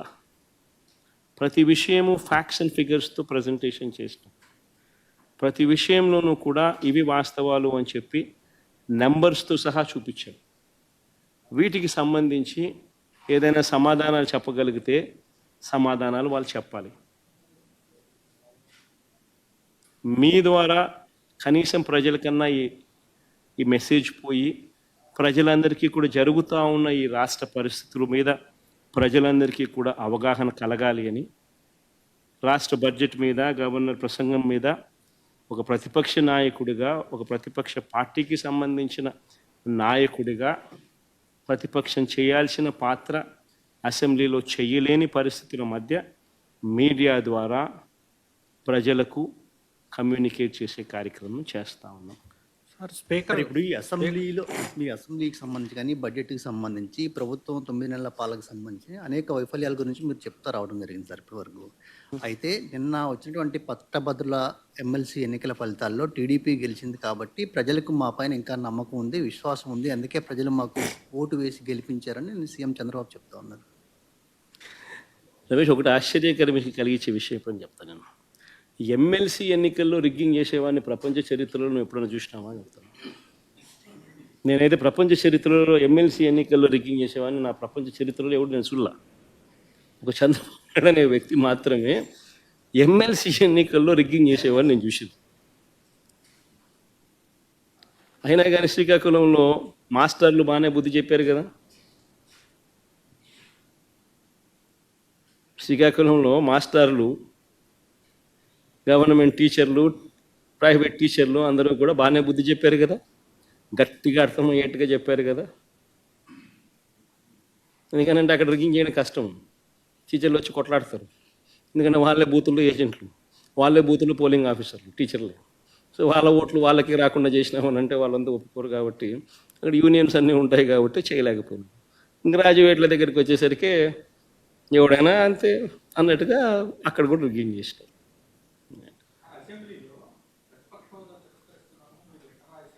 ఎన్న సార్ ఎల్ఓ అసెంబ్లీలో స్పీకర్ గారు ఈరోజు హౌస్లో కామెంట్ చేశారు, మీరు దేవుడు గారు లేదు పూజారిని వచ్చి అడుగుతున్నారని చెప్పి ఎల్ఓపి విషయంలో రూలింగ్ ఇచ్చారు సార్ ఈరోజు. మీకు ప్రతిపక్ష హోదా రాదు in అని the స్పీకర్ leader గారు of ఈరోజు ఒక opposition రూలింగ్ ఇచ్చారు sir. statement, the speaker has given a statement saying that neither have you attended the assembly, you've just attended assembly just for one day in the earlier sessions, and that you yourself in the previous term had talked about Mr. Chandrababu Naidu and how they had 23 or 24 MLAs, and if we take 5, then you won't have the leader of opposition status. If he can say the same thing, why is he demanding the same is what there's been a ruling stated by the speaker. What do you have to say on this? ఒకటి అందరూ గుర్తుపెట్టుకోవాల్సింది ఏంటంటే, చంద్రబాబు నాయుడు గారు అనే వ్యక్తికి మేము ప్రతిపక్ష హోదా ఇచ్చాం. చంద్రబాబు నాయుడు అనే వ్యక్తిని మేము ప్రతిపక్ష హోదా ఇచ్చినాం. ఎక్కడా రూలింగ్ లేదు, ఎక్కడా దెర్ ఇస్ నో రూల్.